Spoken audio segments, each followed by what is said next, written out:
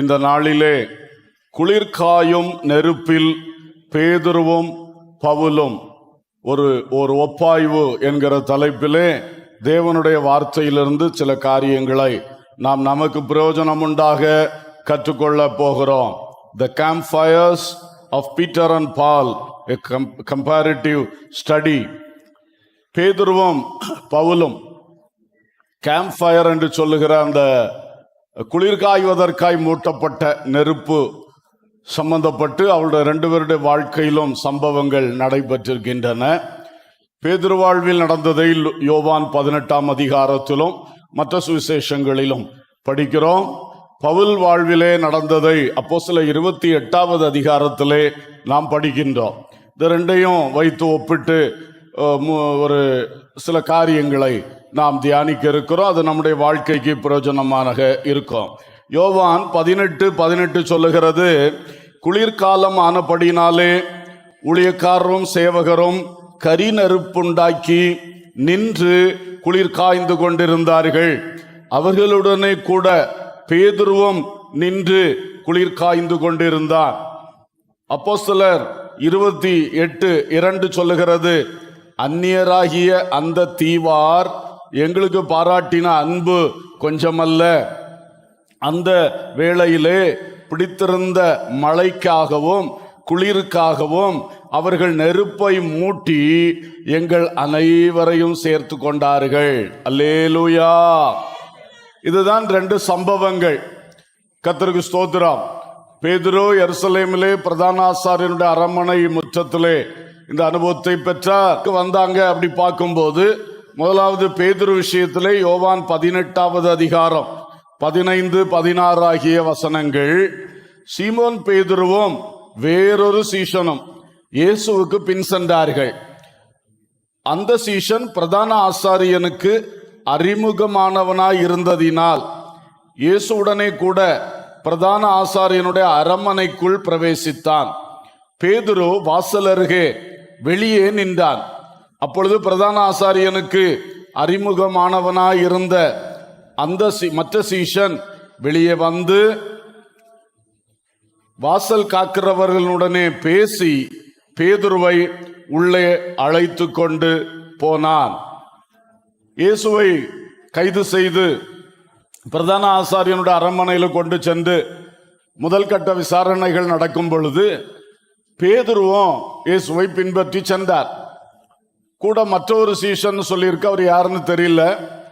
அவர் பிரதான ஆசாரியனுடைய அரண்மனையில் பழக்கமான ஒரு சீஷன். 2 பேருமா போனாங்க. அந்த சீஷன் இயேசுவை க்ளோஸா ஃபாலோ பண்ணி உள்ள போயிட்டான். அவனை யாரும் தடை பண்ணல. ஆனா பேதுருக்கு உள்ள போக முடியாது. இவருக்கு அங்க பழக்கமும் இல்லை, இவரை யாருக்கும் தெரியவும் செய்யாது. வாசல் அருகே வெளியே நின்று கொண்டிருந்தார். அந்த சீஷன் பார்த்தான், இவருக்கு உள்ள வர முடியலன்னு திரும்ப வந்து வாசல் காவலாளர்களோடு பேசி இவரையும் அழைத்து கொண்டு உள்ளே சென்றார். அங்கே போன பொழுதுதான் அந்த கேம்ப் ஃபயர் அல்லது அந்த குளிர் காய்வதற்கான நெருப்பு மூட்டப்பட்டிருந்தது. அங்கே அவர் நின்றார்.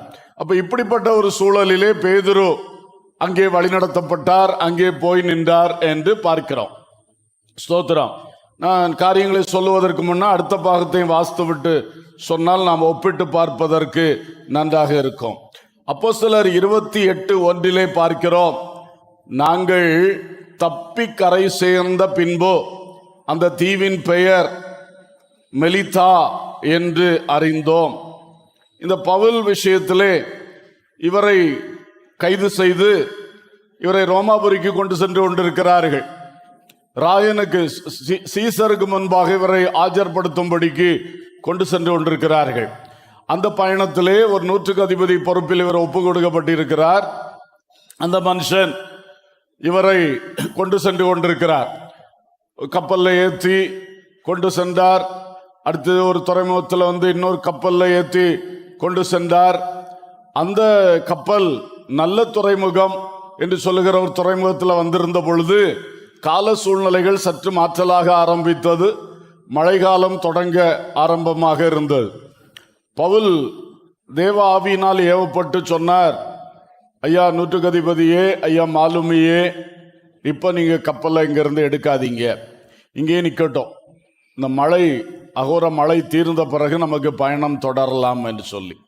ஆனால் அந்த மாலுமியும் சரி, கப்பல் கேப்டனும் சரி, எல்லாரும் பார்த்தாங்க, எங்களுக்கு தெரியாத கடலா, எல்லாம் நல்லா தானே இருக்குது, போகலாம் என்று சொல்லி ஏதாவது இந்த நல்ல துறைமுகத்தை விட இந்த ஃபேனிக்ஸ் என்ற ஒரு துறைமுகம் கிரேத்தா தீவில் இருக்கு, அங்கே போயிட்டோன்னா நல்ல வசதி இருக்கும், மழை காலத்தில் அங்கே தங்கிக்கலாம், அப்படி உள்ள திட்டத்தில் அவங்க பயணம் புறப்பட்டாங்க. கொஞ்ச நேரத்தில் யூரோகுலிதோன் என்கிற ஒரு கொடுங்காற்று வீசி பயங்கரமான ஆபத்துக்குள்ள ஆக்கி விட்டது. கர்த்தருக்கு ஸ்தோத்திரம். பயங்கரமான ஆபத்து. அப்போ பவுலுக்கு கர்த்தர் வந்து பேசினார், பவுலே நீ பயப்படாதே, ஒருவருக்கும் உயிர் சேதம் வராது, கப்பற் சேதம் வரும் என்று ஆண்டவர் சொன்னார். அதை அவர் சொல்லி மக்களை திடப்படுத்தினார். புசியாமல் குடியாமல் மரணத்துக்கு பயந்திருந்த அந்த மக்களை திடப்படுத்தி அவங்க முன்னால அவரே புசிக்க ஆரம்பிச்சார். எல்லாரும் இருந்ததை புசிச்சாங்க. அப்படியெல்லாம் செஞ்சுட்டு தேவன் வெளிப்படுத்தினபடியே கப்பல் சேதம் ஆயிற்று. அப்பொழுது உயிருக்காக எல்லாரும் கடல்ல விழுந்து நீந்தி கரை சேர்ந்தார்கள். கஷ்டப்பட்டு நீந்தி கரை சேர்ந்த பொழுது அதுல தீவுல போய் சேர்ந்தாங்க. அதுக்கு பேரு மெலித்தா தீவு. அங்க போனோம்னா அந்த தீவு மக்கள் இவங்க மேல அன்பு பாராட்டி இப்படி ஒரு பயங்கர விபத்துல இருந்து வந்திருக்காங்களேன்னு சொல்லி, குளிர்காலம் மழையும் இருந்தது, அவங்க ஒரு நெருப்பு மூட்டி இவங்களை குளிர் காயறதுக்காக ஒழுங்கு செய்தார்கள். அல்லேலூயா. இப்ப இந்த ரெண்டு காரியத்துல நம்ம பார்க்கும் பொழுது அன்பானவர்களே, முதலாவது ரெண்டு பேருமே இயேசுவை பின்பற்றினார்கள் என்பதை நாம் அறிகிறோம். பேதுரு இயேசுவை பின்பற்றி தான் அங்க போனார், இல்லைன்னா அந்த பிரதான ஆசாரியன் அரமனைக்கு அவர் போக வேண்டிய தேவை இல்லை. கைது செய்யப்பட்ட கட்டுண்டவராய் அழைத்து செல்லப்படுகிற இயேசுநாதரை அவருக்கு என்ன ஆகும் பார்க்கணும் ஐயோ என்று சொல்லுகிற ஒரு பாரத்தோடு தான் பேதுரு இயேசுவை பின்பற்றி கொண்டிருக்கிறார். பவுல் இயேசுவை பின்பற்றி ஊழியம் செய்து கொண்டே வருகிறார். அதுல கர்த்தருடைய ஒரு தீர்மானத்தின்படிதான் அவர் கைது செய்யப்பட்டார். அவருக்கு முன்னமே தெரியும், ராயனுக்கு முன்பாக நீ சாட்சி கொடுக்க வேண்டும் என்று கர்த்தர் சொல்லி இருந்தார். ராயனுக்கு முன்னாடி சும்மா போய் நின்று சாட்சி கொடுக்க முடியுமா? அப்பாயின்மெண்ட் கேட்டா தருவாரா? தரமாட்டார். அப்போ ராயனுக்கு அபயமிட்டார் ஒரு சமயத்துல. அது காரணமாக இருந்தது. அதனால இவரை கொண்டு ராயனுக்கு முன்பாக நிறுத்திட்டு தான் இவருக்கு நியாயம் தீர்க்க முடியும்னு சொல்லிட்டு அவரை கூட்டிட்டு போறாங்க. அதுவும் இயேசுவை பின்பற்றி ஊழியம் செய்கிறதுல வந்ததுதான். இயேசு சொன்ன வார்த்தை அவர் வாழ்விலே நிறைவேற்றப்படுவதற்காக செய்கிற ஒரு பயணம்தான். அப்படிப்பட்ட இதுல ரெண்டு பேருமே ஆண்டவரை பின்பற்றுகிறார்கள் என்பதிலே சந்தேகம் இல்லை. அதே வேளையில் பேதுரு இயேசுவை பின்பற்றும் பொழுது கவனிக்கிற விஷயம், இந்த விஷயத்துல அவர் இயேசுவோடு கூட போகல, கொஞ்சம் இடைவெளி விட்டு தான் போயிட்டு இருக்கிறார். அதே நேரத்தில் மற்ற சீஷர்களை போல இந்த சூழ்நிலையில் இயேசுவை பின்பற்றாமல் ஒதுங்கி இருக்கவும் இல்லை, க்ளோஸா பின்பற்றல. அதே நேரத்தில் மற்ற சீஷர்கள் வம்பதுக்கு அவர் நல்லா இருந்த காலத்தில் நம்ம எல்லாம் அனுபவிச்சோம், இனி அவர் கஷ்டப்படும் பொழுது கூட போய் யாரால கஷ்டப்பட முடியும்னு சொல்லி ஒதுங்கிட்டாங்க. ஆனா பேதுரு அப்படி ஒதுங்கல. இவருக்கு இயேசு மேல அன்பு, எப்படியாவது இயேசுநாதருக்கு என்ன ஆகுதோன்னு சொல்லி ஒரு படபடப்பு, ஒரு ஆத்திரம் போறார். ஆனா அந்த கூட வந்த சீசன் இயேசுவோடு கூட உள்ள பிரவேசிச்சுட்டான்னு வசனம் சொல்லுது. இவர் அப்படி க்ளோஸா போயிருந்தா போயிருக்கலாம், ஏன்னா அவன் கூட தானே இருக்கிறான். அந்த சீசன் யாராவது தடுத்தா அவன் சொல்லுவான். ஏனோ தயங்கிட்டார், கொஞ்சம் பின்தங்கிட்டார். கர்த்தருக்கு ஸ்தோத்திரம். அப்போ இது சிலருடைய ஒரு வாழ்க்கையாக இருக்கிறதை நாம் பார்க்கிறோம். வசனம் சொல்லுது, நீ அனலுமின்றி குளிருமின்றி இருக்காத. லவோதிகா சபைக்கு சொல்லப்பட்ட விஷயம்.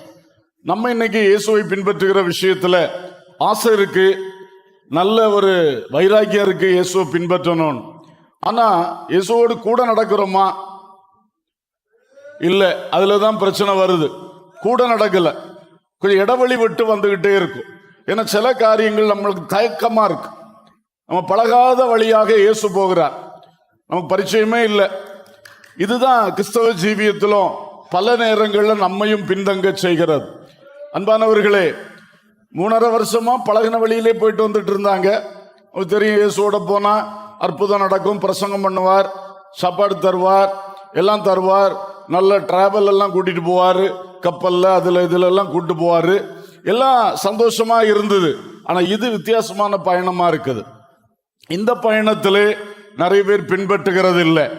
அன்பர்களே, இயேசுவை பின்பற்றுகிற தேவ மக்களாகிய நாம எந்த சூழ்நிலையிலும் இயேசுவை பின்பற்ற வேண்டும். அல்லேலூயா.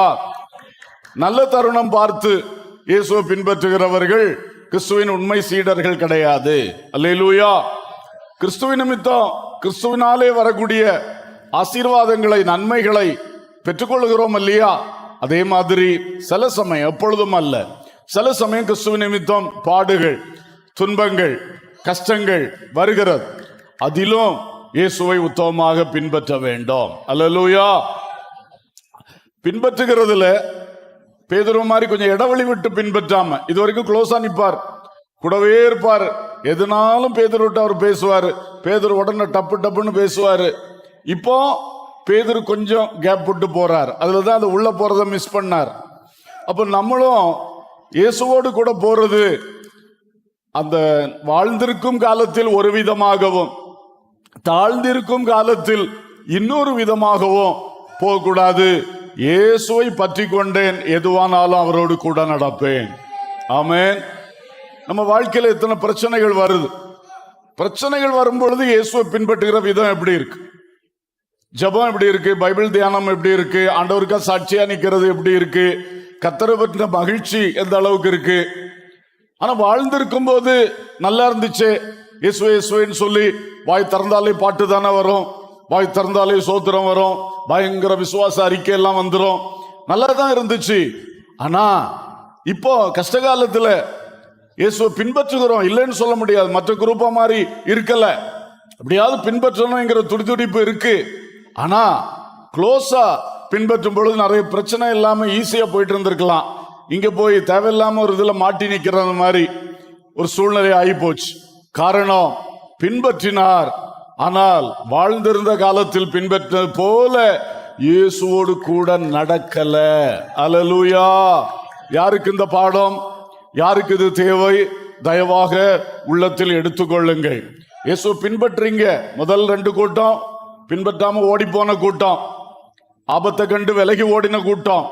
இவர் ஆபத்துனாலும் ரிஸ்க் எடுத்து போன மனுஷன். அல்லேலூயா. அது மாதிரிதான் இருக்கணும். 2வதாக போனது நல்லது, ஆனா அன்னைக்கு ஃபாலோ பண்ண மாதிரி இன்னைக்கு க்ளோஸா ஃபாலோ பண்ணலையே, கொஞ்சம் இடைவெளி விட்டுட்டீங்களே. உங்க கஷ்ட காலத்துல, பண நெருக்கடி காலத்துல, வியாதி காலத்துல, யாரோ 4 பேர் உங்களுக்கு விரோதமா பேசக்கூடிய இந்த நெருக்கத்தின் காலத்துல நீங்க அந்த தைரியத்தை விட்டுறாதீங்க. மிகுந்த பலனுக்கு எதுவான உங்கள் தைரியத்தை விட்டு விடாதிருப்பீர்களாக. அல்லேலூயா. தைரியமா கூடவே நடந்தா என்ன வந்தாலும் பரவாயில்ல, இயேசுக்கு என்ன நடக்குதோ எனக்கும் நடக்கட்டும், இயேசு இல்லாம நான் தனியா அதை அனுபவிக்கிறது கஷ்டம், இயேசுவோடு கூட அனுபவிச்சிருவோம்னு சொல்லிட்டு கூடவே நடந்துட்டோம்னா ரொம்ப ஈஸியா இருக்கும். பிரச்சனை இருக்கு, ஆனா அது ஈஸியா இருக்கும். அல்லேலூயா. கர்த்தருக்கு ஸ்தோத்திரம். ஆகவே அந்த மாதிரி நம்ம இருக்க வேண்டியது மிகவும் அவசியம். இப்போ அப்போஸ்தலன் பவுலும் இயேசுவை பின்பற்றி சென்றார் என்று நான் சொன்னேன். அவர் பின்பற்ற விதத்தை நீங்க பார்த்தீங்கன்னா, he was clearly led by God. ஆண்டவருடைய வார்த்தையினால இவர் பேதுரு தானாக போனார். ஆர்வத்துல இயேசுக்காக கொண்டிருந்த ஒரு பக்தி வைராக்கியத்துல தான் போனார். அவராக முயற்சி எடுத்து போனது, இயேசு வான்னு சொல்லி கூட்டு போனது இல்லை. ஆனா பவுல் அப்படி கிடையாது, கர்த்தரே நடத்துறார். அப்ப அந்த அரெஸ்ட் ஆனது முதல் அவர் 100க்கு அதிபதி கையில கொடுக்கப்பட்டு விட்டார். அது தேவன் அவரை ஒப்பு கொடுத்தது. இவருக்கு சொந்த தீர்மானம் எடுக்க முடியாது. அந்த ஊருக்கு போய் ஊழியம் செய்யணும், இந்த ஊருக்கு போய் ஊழியம் செய்யணும், அப்படி செய்ய முடியாது. அவர் 100க்கு அதிபதி கொண்டு போயிட்டே இருப்பார். ஆனா அந்தந்த துறைமுகத்துல இறங்கும் போது இவருக்கு சான்ஸ் கொடுத்திருக்காங்க. இவர் போய் அங்குள்ள சீஷர்களை கூப்பிட்டு வச்சு பேசி இருக்கிறாரு, பிரசங்கம் பண்ணி இருக்கிறாரு. அதெல்லாம் செய்யறதுக்கு 100க்கு அதிபதி வாய்ப்பு கொடுத்திருக்கிறார். ஓடிட மாட்டான் என்ற நம்பிக்கை அவருக்கு இருந்திருக்காது. ஆனாலும் முன்ன செய்தது போல தன் தீர்மானம் எடுத்து ஊழியம் செய்ய முடியாது. அந்த அரசாங்க கட்டுப்பாட்டுக்குள்ள இருந்து அந்த காவல்துறை கட்டுப்பாட்டுக்குள்ள இருந்து செய்யக்கூடிய ஒரு ஊழியம். But he was led by Jesus. ஆண்டவர் தான் அதை நடத்தினார். அல்லேலூயா. ஆனா அவராக போகல, கர்த்தர் நடத்துகிறார். அதுவும் நமக்கு தெரியும், அது தேவனுடைய ஒரு வார்த்தையை நிறைவேற்றுறதுக்கு தான் இந்த பயணம் போகிறார். அல்லேலூயா. நீ ராயனுக்கு முன்பாக என்னை குறித்து சாட்சி கொடுப்பாய் என்று அவருடைய அழைப்பின் நேரத்திலே சொல்லப்பட்ட வார்த்தை நிறைவேறுவதற்காகத்தான் கட்டுண்டவராக அவர் போய்கொண்டே இருக்கிறார். அல்லேலூயா. ரெண்டு பேரும் இந்த இடத்துல சேர்ந்த பொழுது உள்ள வித்தியாசத்தை இங்க பார்க்கிறோம். அவர் தன்னார்வத்தோடு புறப்பட்டு வந்தார், ஆனால் இவரோ கர்த்தரால நடத்தப்பட்டு வந்தார். ரெண்டாவது, அவரை பற்றி நான் சொன்னேன், அவர் பின்பற்றி வந்தாலும் கொஞ்சம் இடைவெளி விட்டு பின்பற்றினார். பவுல் அப்படி இல்லை, எந்த சூழ்நிலையிலும் அவர் கர்த்தரோடு கூடவே நடந்தார். அல்லேலூயா. பேதுருவுக்கு எழுத்தின்படி கர்த்தர் கூட இருந்தார், ஆனா கொஞ்சம் கேப் விட்டுட்டாரு. இவருக்கு எழுத்தின்படி இல்லை, ஆவியின்படி கர்த்தர் கூடவே இருக்கிறார். அந்த கப்பல் பயணத்திலும் ஆண்டவரோடு பேசுறாரு, கர்த்தர் அவரை தேடி பேசுறாரு. அவர் கர்த்தரோடு பயணித்தார். அல்லேலூயா. இதான் அந்த விசேஷம். எந்த பயணத்திலும் நாம் கர்த்தரால் நடத்தப்பட்டு, ஒன்றில் அவர் சொல்லி நாம செய்யணும், இல்லை இந்த பவுல் நடத்துற மாதிரி அவரே நடத்திட்டு போவார். யார் கையிலேயோ கொடுத்து, எந்த சூழ்நிலை கையிலேயோ கொடுத்து சில சமயம் நடத்துறது உண்டு. எப்படி நடத்தினாலும் கர்த்தரை எந்த கட்டத்திலும் நாம் விட்டுவிடக் கூடாது என்பது மிக மிக முக்கியமான விஷயம். அல்லேலூயா. ஸ்தோத்திரம். அடுத்தது, இந்த பேதுருவுடைய இந்த பயணத்தை நாம பார்க்கும் பொழுது அது சொல்லப்போனா ஒரு மாம்ச பலத்தில் போய் அந்த இடத்துல போய் சேர்ந்தார். மாம்ச பலம் தான், மாம்ச பலம். எல்லாரும் உம்மை விட்டு போனாலும் நான் உம்மை விட்டு போக மாட்டேன். இந்த வார்த்தையை அவர் சொன்னார் இயேசு இடத்துல. எல்லாரும் உம்மை விட்டு போனாலும் நான் போக மாட்டேன். அந்த வார்த்தை அவர் ஆவியில சொல்லல, மாம்சத்துல சொன்னார். நல்ல வார்த்தை தான், ஆனாலும் அவர் சொன்னது ஆவியின் பலத்துல சொல்லல, மாம்சத்துல சொன்னார். அதை நிறைவேற்றுறதுக்கு போயிட்டு இருக்கிறார். தான் சொன்ன வார்த்தையை நிறைவேற்றுறதுக்கு, மாம்சத்துல தன்னிடத்திலிருந்து புறப்பட்ட வார்த்தையை நிறைவேற்றுறதுக்கு தான் இவர் போய்கொண்டு இருக்கிறார். கெத்சமனே தோட்டத்தில் வச்சும் அப்படிதான் பண்ணார். மாம்ச கிரியை செய்தார். அவனுக்கு வலது காதை வெட்டினார். பிரதான ஆசானுடைய வேலைக்காரனுடைய காதை வெட்டினார். இப்ப இவர் ஆளு ஒரு பயங்கரவாதியாத்தான் செயல்பட்டு இருக்கார். 3.5 வருஷம் கர்த்தரோட நடந்தாலும், இவ்வளோ டீச்சிங்ஸ் எல்லாம் க்ளோஸா இருந்து கேட்டாலும், இன்னும் இவருக்கு அந்த மாம்ச கிரியை, மாம்ச பேச்சு மாறல். அதை கடைசியா ஒன்று சரியா திருத்த வேண்டும்னு தான் இயேசுவும் அவருக்கு சொன்னாரு. நான் எல்லாரும் போனாலும் நான் போக மாட்டேன்னு இவர் சொன்ன உடனே இயேசு சொன்னாரு, நீ இன்னைக்கு சேவல் 2 தடவை கூவுறதுக்கு முன்னாடி என்னைய 3 தரம் மறுதலிப்பாய். அல்லேலூயா. கொஞ்சம் யோசித்து பாருங்க. எல்லாரும் போனாலும் உங்களை பின்பற்றுவேன்னு சொன்னா நல்ல பையன்னு முதுகெல்லாம் தட்டி விடுக்கணும், பாராட்டெல்லாம் செய்யணும். மற்றவெல்லாம் வாயை வச்சுட்டு சும்மா இருக்கானே, நான் இவ்வளவு தூரம் எனக்கு பாடு வரப்போகுதுன்னு சொன்னோன்னா எல்லாம் வாயை மூடிக்கிட்டு இருக்கானே, இவன் வாயை திறந்து உங்களுக்காக உங்க கூட வருவேன்னு சொன்னானே, அப்படி சொல்லியிருந்தா பரவாயில்ல. எல்லாரும் போனாலும் நான் என்ன செய்ய மாட்டேன். இதுதான் மோசமான வார்த்தை. நீ உன்னுடைய அறிக்கையை பண்ணிட்டா கூட பரவாயில்ல, மற்றவனை எல்லாம் ஒண்ணுக்காகாதவன் நினைச்சு நீதான் பெரிய சூப்பர்மேன் நினைக்கிற பாத்தியா? நீ ஊழியக்காரனா இருந்தாலும் சரி, விசுவாசியா இருந்தாலும் சரி, யாரா இருந்தாலும் சரி, கர்த்தருக்கு எது பிரியம் அல்ல. அல்லேலூயா. எல்லாரையும் கனம் பண்ணு. உனக்குள்ள இருக்கிறது நீ சிலது ரொம்ப ஸ்பெஷல் நினைக்கிற, அடுத்தவனுக்குள்ள இதை விட வேற காரியத்துல ஸ்பெஷல் இருக்கு. உன் கண்ணதை காணல, உனக்கு எது புரியல. நீ உனக்கு ஒன்ன வச்சு 2 காரியம் நடந்ததை தான் பெருசா நினைச்சுக்கிட்டு இருக்கிற, அடுத்தவெல்லாம் ஒன்னும் இல்லை நினைக்கிற. இதுதான் மோசம். இந்த மாம்ச சிந்தை, இந்த மாம்ச வார்த்தை, இந்த மாம்ச கிரியை, இதை கொண்டு வைராக்கியத்தில் இயேசுவை பின்பற்றினாலும் காரியம் வெற்றி பெறாது. அல்லேலூயா. அல்லேலூயா சொல்லுவோமே. யாரெல்லாம் இப்படி இருக்கிறீங்க? நான் இயேசுவின் பிள்ளை, நான் விசுவாசி, நான் அப்படி நான் இப்படி எல்லாம் நல்லது தாங்க, வார்த்தை நல்லா தான் இருக்கு. ஆனா மாம்சத்துல எல்லாம் வார்த்தை வருது. ஸ்தோத்திரம். இயேசுக்காக எல்லாரும் சும்மா இருந்தா, இவரு கைதான் சும்மா இருக்கல, வெட்டிட்டாரு. அப்போ இயேசுக்காக இவ்வளவு வைராக்கியம். ஆனா இயேசுடைய வசனம் உள்ள இறங்கவே இல்லை, இயேசுடைய சுபாவம் உருவாகவே இல்லை. அது கர்த்தருக்கு பிரியமானதாக பிரயோஜனமானதாக இல்லை. அல்லேலூயா. அதனால தேவ மக்களே, ரொம்ப நம்ம இதை கவனித்துக் கொள்ள வேண்டும். ஸ்தோத்திரம். ரொம்ப ஆத்திரம் பேதுரு, எப்பவும் ஆத்திரம்தான். இயேசுக்காக நிக்கிறதுலயும் ஆத்திரம்தான், இயேசு விட்டு பின்வாங்கி ஓடுறதுலயும் என்னதுதான் ஆத்திரம்தான். எல்லாம் முழுசும் மாம்ச கிரிய. நான் மீன் பிடிக்க போறேன், யாரெல்லாம் என்னோட கூட வாரிய, முன்பின் சிந்திக்காம பட்டப்பட ஆத்திரப்படுவார். அதுக்கு பிறகு இவரு கூட ஒரு 7 பேர் போனாங்க. கரையில இயேசுவை கண்ட உடனே அவங்களெல்லாம் அங்கே விட்டுட்டு கடல்ல குதிச்சுட்டார். குதிச்சு முதல் ஆளா இயேசுட்ட வந்து சேர்ந்துட்டார். இந்த ஆளை நம்பி போனவனுக்கு பாடு எப்படி. கர்த்தருக்கு ஸ்தோத்திரம். அப்போ இதுதான் இவருக்கு ஆத்திர குணமே. ஆனா அவரை பற்றி நான் ரொம்ப நெகட்டிவ்ல பேசிட்டு இருக்கேன்னு அவரை மோசமா நினைக்காதீங்க. பரிசுத்த ஆவியை பெற்ற பிறகு ஏரோதுடைய சிறைச்சாலையில 4 காவலுக்குள்ள சங்கிலிகளால கட்டப்பட்டு கிடக்கிறாரு. நாளைக்கு நாளை மறுநாள் மரணம் தெரியும்.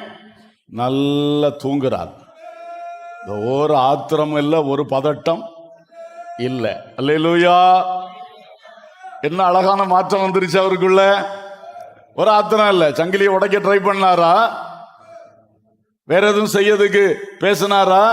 காவலாளிய மிரட்டினாரா? ஒன்னும் செய்யல. அமைதியா தூங்கிட்டார்.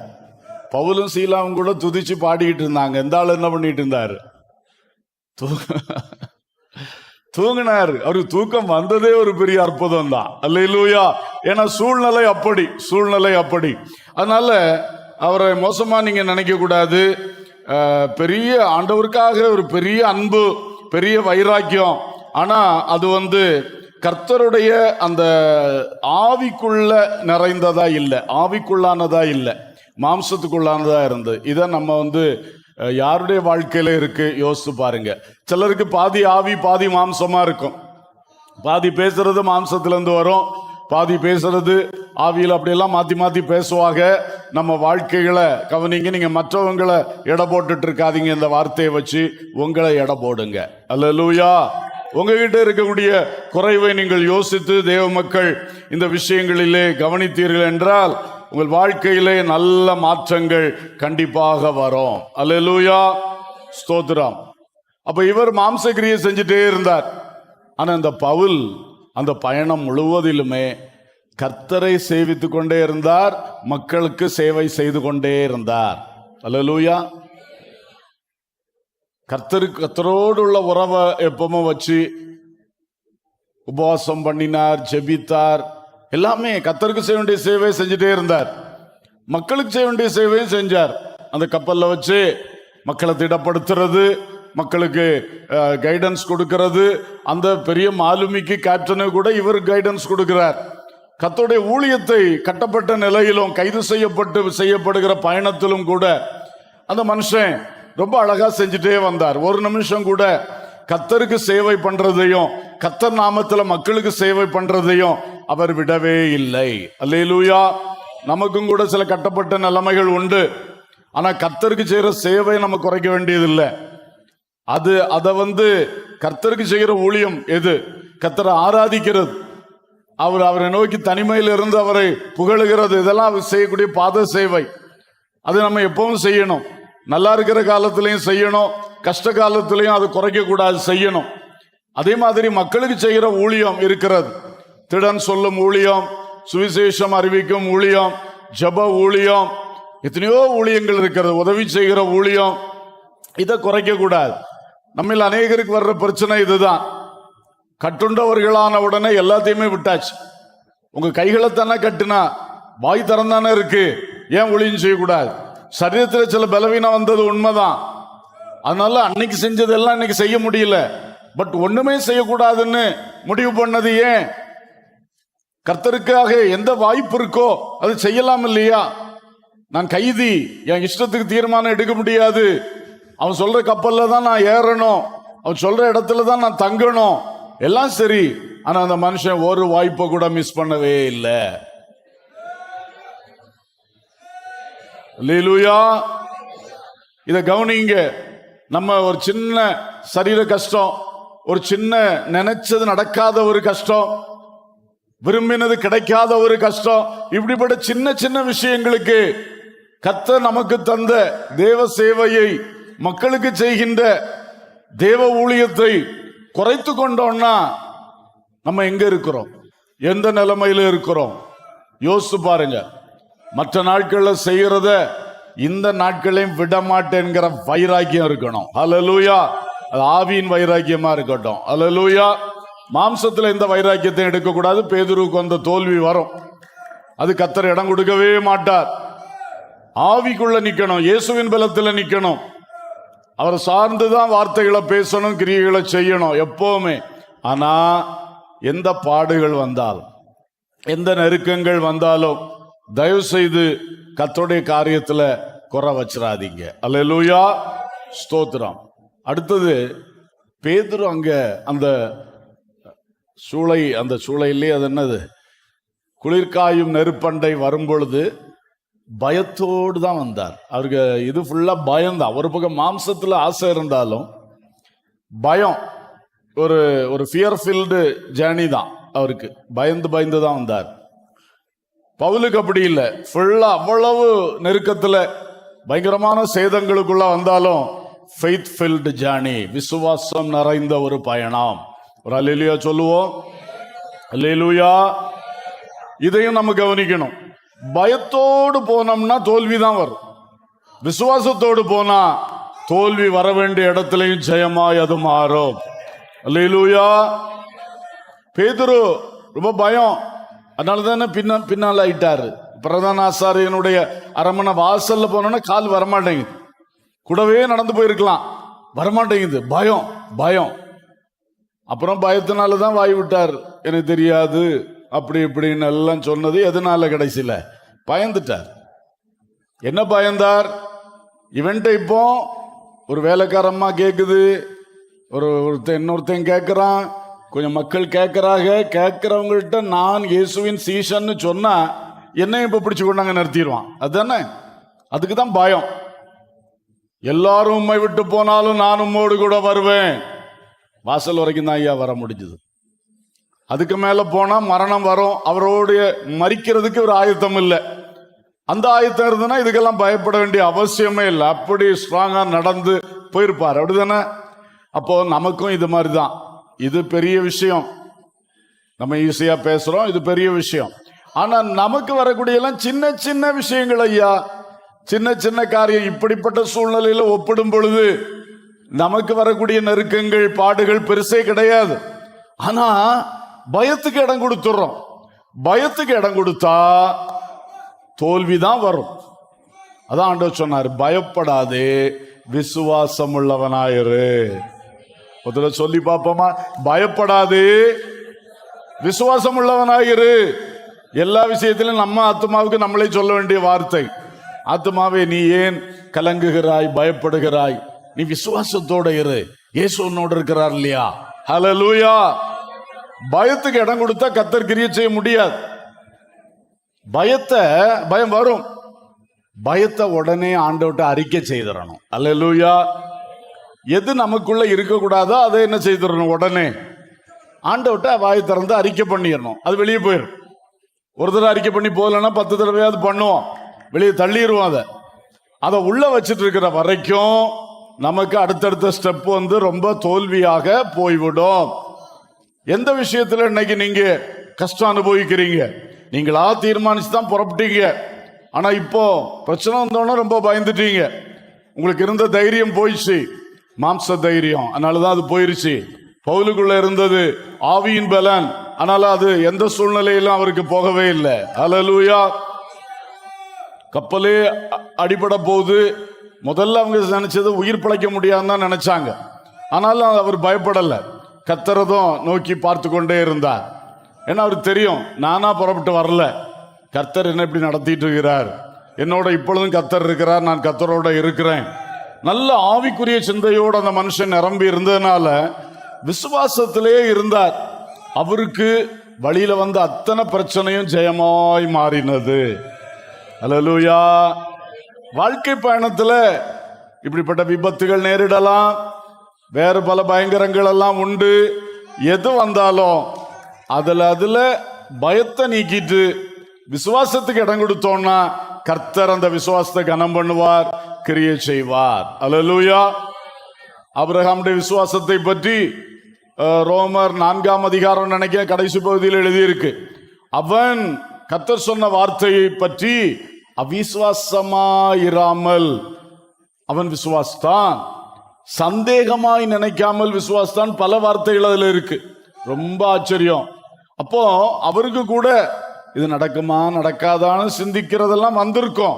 ஆனா அதுக்கு இடம் கொடுக்காம அந்த அவிசுவாச சிந்தனை வரும் பொழுதும் இல்ல கர்த்தர் சொன்னதை செய்வார் என்று அவிசுவாசத்தை துரத்திட்டு, சந்தேகத்தை துரத்திட்டு, பயத்தை துரத்திட்டு அவர் விசுவாசத்திலே வளர்ந்தார். அல்லேலூயா. அவன் விசுவாசத்தில் வல்லவனானான். அல்லேலூயா.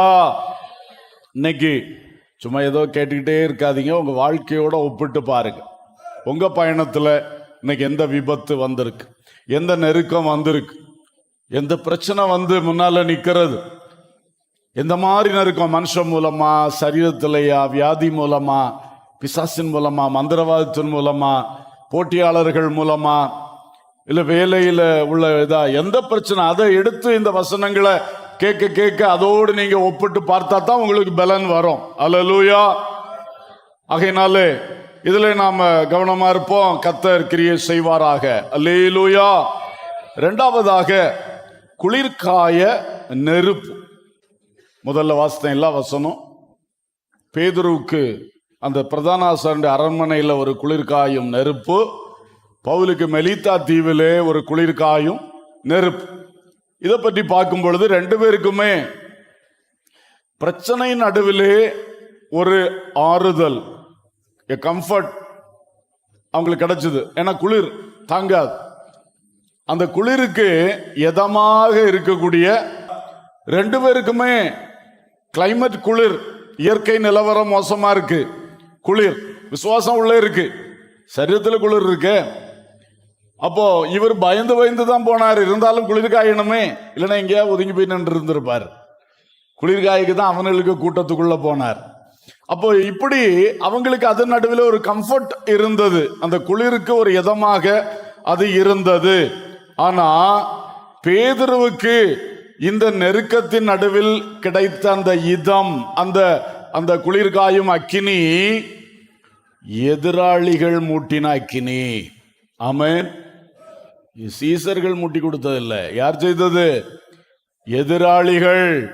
பவுலுக்கு மெலித்தா தீவிலே கொடுக்கப்பட்ட அக்கினி அந்நியர்கள் மூட்டி கொடுத்தது. அல்லேலூயா. ரெண்டு பேருக்கும் எதமா தான் இருந்தது, ரெண்டுலயும் வித்தியாசம் இருக்கு.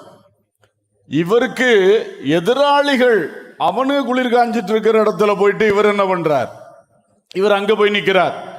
அவருக்கு அப்படி இல்லை, யாரோ அந்நியர்கள், ஆனா அன்பு பாராட்டி இவ்வளவு விபத்துல சிக்கி தவித்து வர்றாங்களே என்று உண்மையாக ஒரு அன்போடு அவங்களுக்கு கொடுத்தாங்க என்பதை நம்ம பார்க்கிறோம். பேதுரு குளிர் காய்ந்தது எதிராளியின் காம்பவுண்டுக்குள்ள, பிரதான ஆசாரிய அரண்மனைக்குள்ள போயிட்டு குளிர் காய்ஞ்சிட்டு இருக்கிறார். கர்த்தருக்கு ஸ்தோத்திரம். ஆனா இந்த மனுஷன் தான் மீட்கப்பட்ட அல்லது ரெஸ்கியூ பண்ணப்பட்ட அந்த இடத்துல இந்த இது பவுலுக்கு கிடைக்குது. கடலுக்கு தப்பி, மரணத்துக்கு தப்பி அவர் வந்து சேர்ந்த இடத்துல அவருக்கு கிடைத்த ஒரு நல்ல அனுகூலமாக இருக்கிறது. கர்த்தருக்கு ஸ்தோத்திரம். அப்புறம் இந்த பேதுருவுக்கு அங்க கிடைத்தது இது என்னன்னா, தானா போனதுதான், தானா போனது. ஆனா தேவன் அதை அனுமதிச்சு வச்சிருந்தார், இவர் அனுபவித்தார். ஆனா பவுலுக்கு கர்த்தராக கொண்டு வந்து சேர்த்தது. அல்லேலூயா. அப்போ நமக்கு சில வேளைகளில் போராட்டங்கள், பிரச்சனைகள் நடுவிலும் சில ஆறுதல்கள் கிடைக்கும். சில ஆறுதல்கள் கர்த்தர் தருவார். சோதனைகள் பலமா இருக்கும். சோதனை கூடாக கொஞ்சம் கொஞ்சம் ஆறுதல் கிடைச்சிட்டே இருக்கும். அவர் சுகமாக்குறதுக்கு ஒரு நாளை குறிச்சு வச்சிருப்பார். அன்னைக்கு கம்ப்ளீட்டா சுகமாக்குவார். ஆனா அது வரைக்கும் அந்த வேதனையை நம்ம தாங்க வேண்டியதா இருக்கிறது. அந்த பிரச்சனைக்குள்ளேயே நம்ம போக வேண்டியதா இருக்கிறது. அது வரைக்கும் அதுக்கு ஊடாலையும் இப்படிப்பட்ட சில குளிர்காயும் நெருப்புகளை கர்த்தர் யார் மூலமோ ஆயத்தம் பண்ணி தருவார். அனுபவிச்சிருக்கிறீங்களா? அனுபவிச்சிருக்கிறீங்களா? ஸ்தோத்திரம். ஆனா அதுல கவனமா இருக்க வேண்டியது, யார் கையில போய் விழுறோம், எந்த கூட்டத்தில் போய் சேர்றோம், யாருக்கு கூட போய் குளிர்காயிரும். இவர் அங்க குளிர்காயதுக்கு அந்த இடத்துல போனதுனால தான் இந்த சோதனை எல்லாம் வந்து மறுதளிச்சு தோல்வி அடைந்தார். பேசாம வாசலுக்கு வெளியே நின்று இருந்தா கூட பரவாயில்லையே. இல்ல உள்ள வந்து பிரதான ஆசாரியனுடைய காம்பவுண்டு நம்ம வீட்டு காம்பவுண்டா போலயா இருக்கும், பெரிய காம்பவுண்ட். எங்கேயாவது போய் இருட்டு வாக்கில் நின்று இருக்கலாமே. குளிர்காயணுமே, குளிர்காயணுமே. எவன் செய்தா என்ன, கொஞ்சம் ஆறுதலா இருக்கு இல்லையா சொல்லி போய் பெரிய ஆபத்துல போய் மாட்டுறது. அவனே கண்ணி வைத்து பேசுறான், கண்ணி வைத்து பேசுறான். நம்ம நினைக்கிறது, ஓ அவன் வந்து நமக்கு சப்போர்ட் பண்றான். தந்திரத்தில் விழுந்து போனவர்கள் உண்டு. அதனால ரொம்ப கேர்ஃபுல்லா இருக்கணும். பிசாசே சில சமயம் சில கம்ஃபர்ட் எல்லாம் நமக்கு உண்டாக்கி தருவான் வஞ்சிக்கிறதற்காக. கர்த்தர் நம்மை ஒரு சோதனை வழி நடத்தும் பொழுது, கர்த்தர் சிக்ஷிக்கும் பொழுது பிசாசு கையில விழுந்துடவே கூடாது. அல்லேலூயா. அவன் சொல்ற தவறான அட்வைஸ்களை கேட்டு இதுல அப்படி ஆறுதல் கிடைக்கும், இப்படி விடுதலை வரும் நினைச்சு நம்ம திரும்பிட்டோம், திசை திரும்பிட்டோம்னா பெரிய ஆபத்துல மாட்டிக்கிடும். கர்த்தர் என்ன நடத்துறார் பார்ப்போம். அவர் என்ன வழியை வச்சிருக்கிறார், சோதனைக்குள்ளாக போகும் வழியை அவர் எனக்கு வச்சிருப்பார். திராணிக்கு தக்கதாக தான் அவர் என்னை சோதிப்பார். அப்படிதான் இருக்கணும், அப்படிதான் இருக்கணும். கர்த்தருக்கு ஸ்தோத்திரம். யோபு பயங்கரமா கஷ்டப்பட்ட வேளையில மனைவி சொன்ன, ஐயா இப்படி வாழ்றதை விட நீங்க இளைப்பாறுதலுக்குள்ள பிரவேசித்திருங்க ஐயா. உங்களுக்கு இந்த உலகத்துல இளைப்பாறுதலே இல்லை. பாவம், நான் கூட இருந்து உங்களை பார்த்துக்கிட்டே இருக்கேன், பகல்லையும் இல்லை ராத்திரியும் இல்லை. இதோட நீங்க பேசாம இளைப்பாறுதலுக்குள்ள பிரவேசித்திருங்க. கேட்க நல்லா தானே இருந்தது. இளைப்பாறுதல் எல்லாருக்கும் சந்தோஷம் தானே. ஆனா தனக்கு தானே முடிவப்பட்டுனா நரகத்துல போய் சேர்ந்திருப்பார்.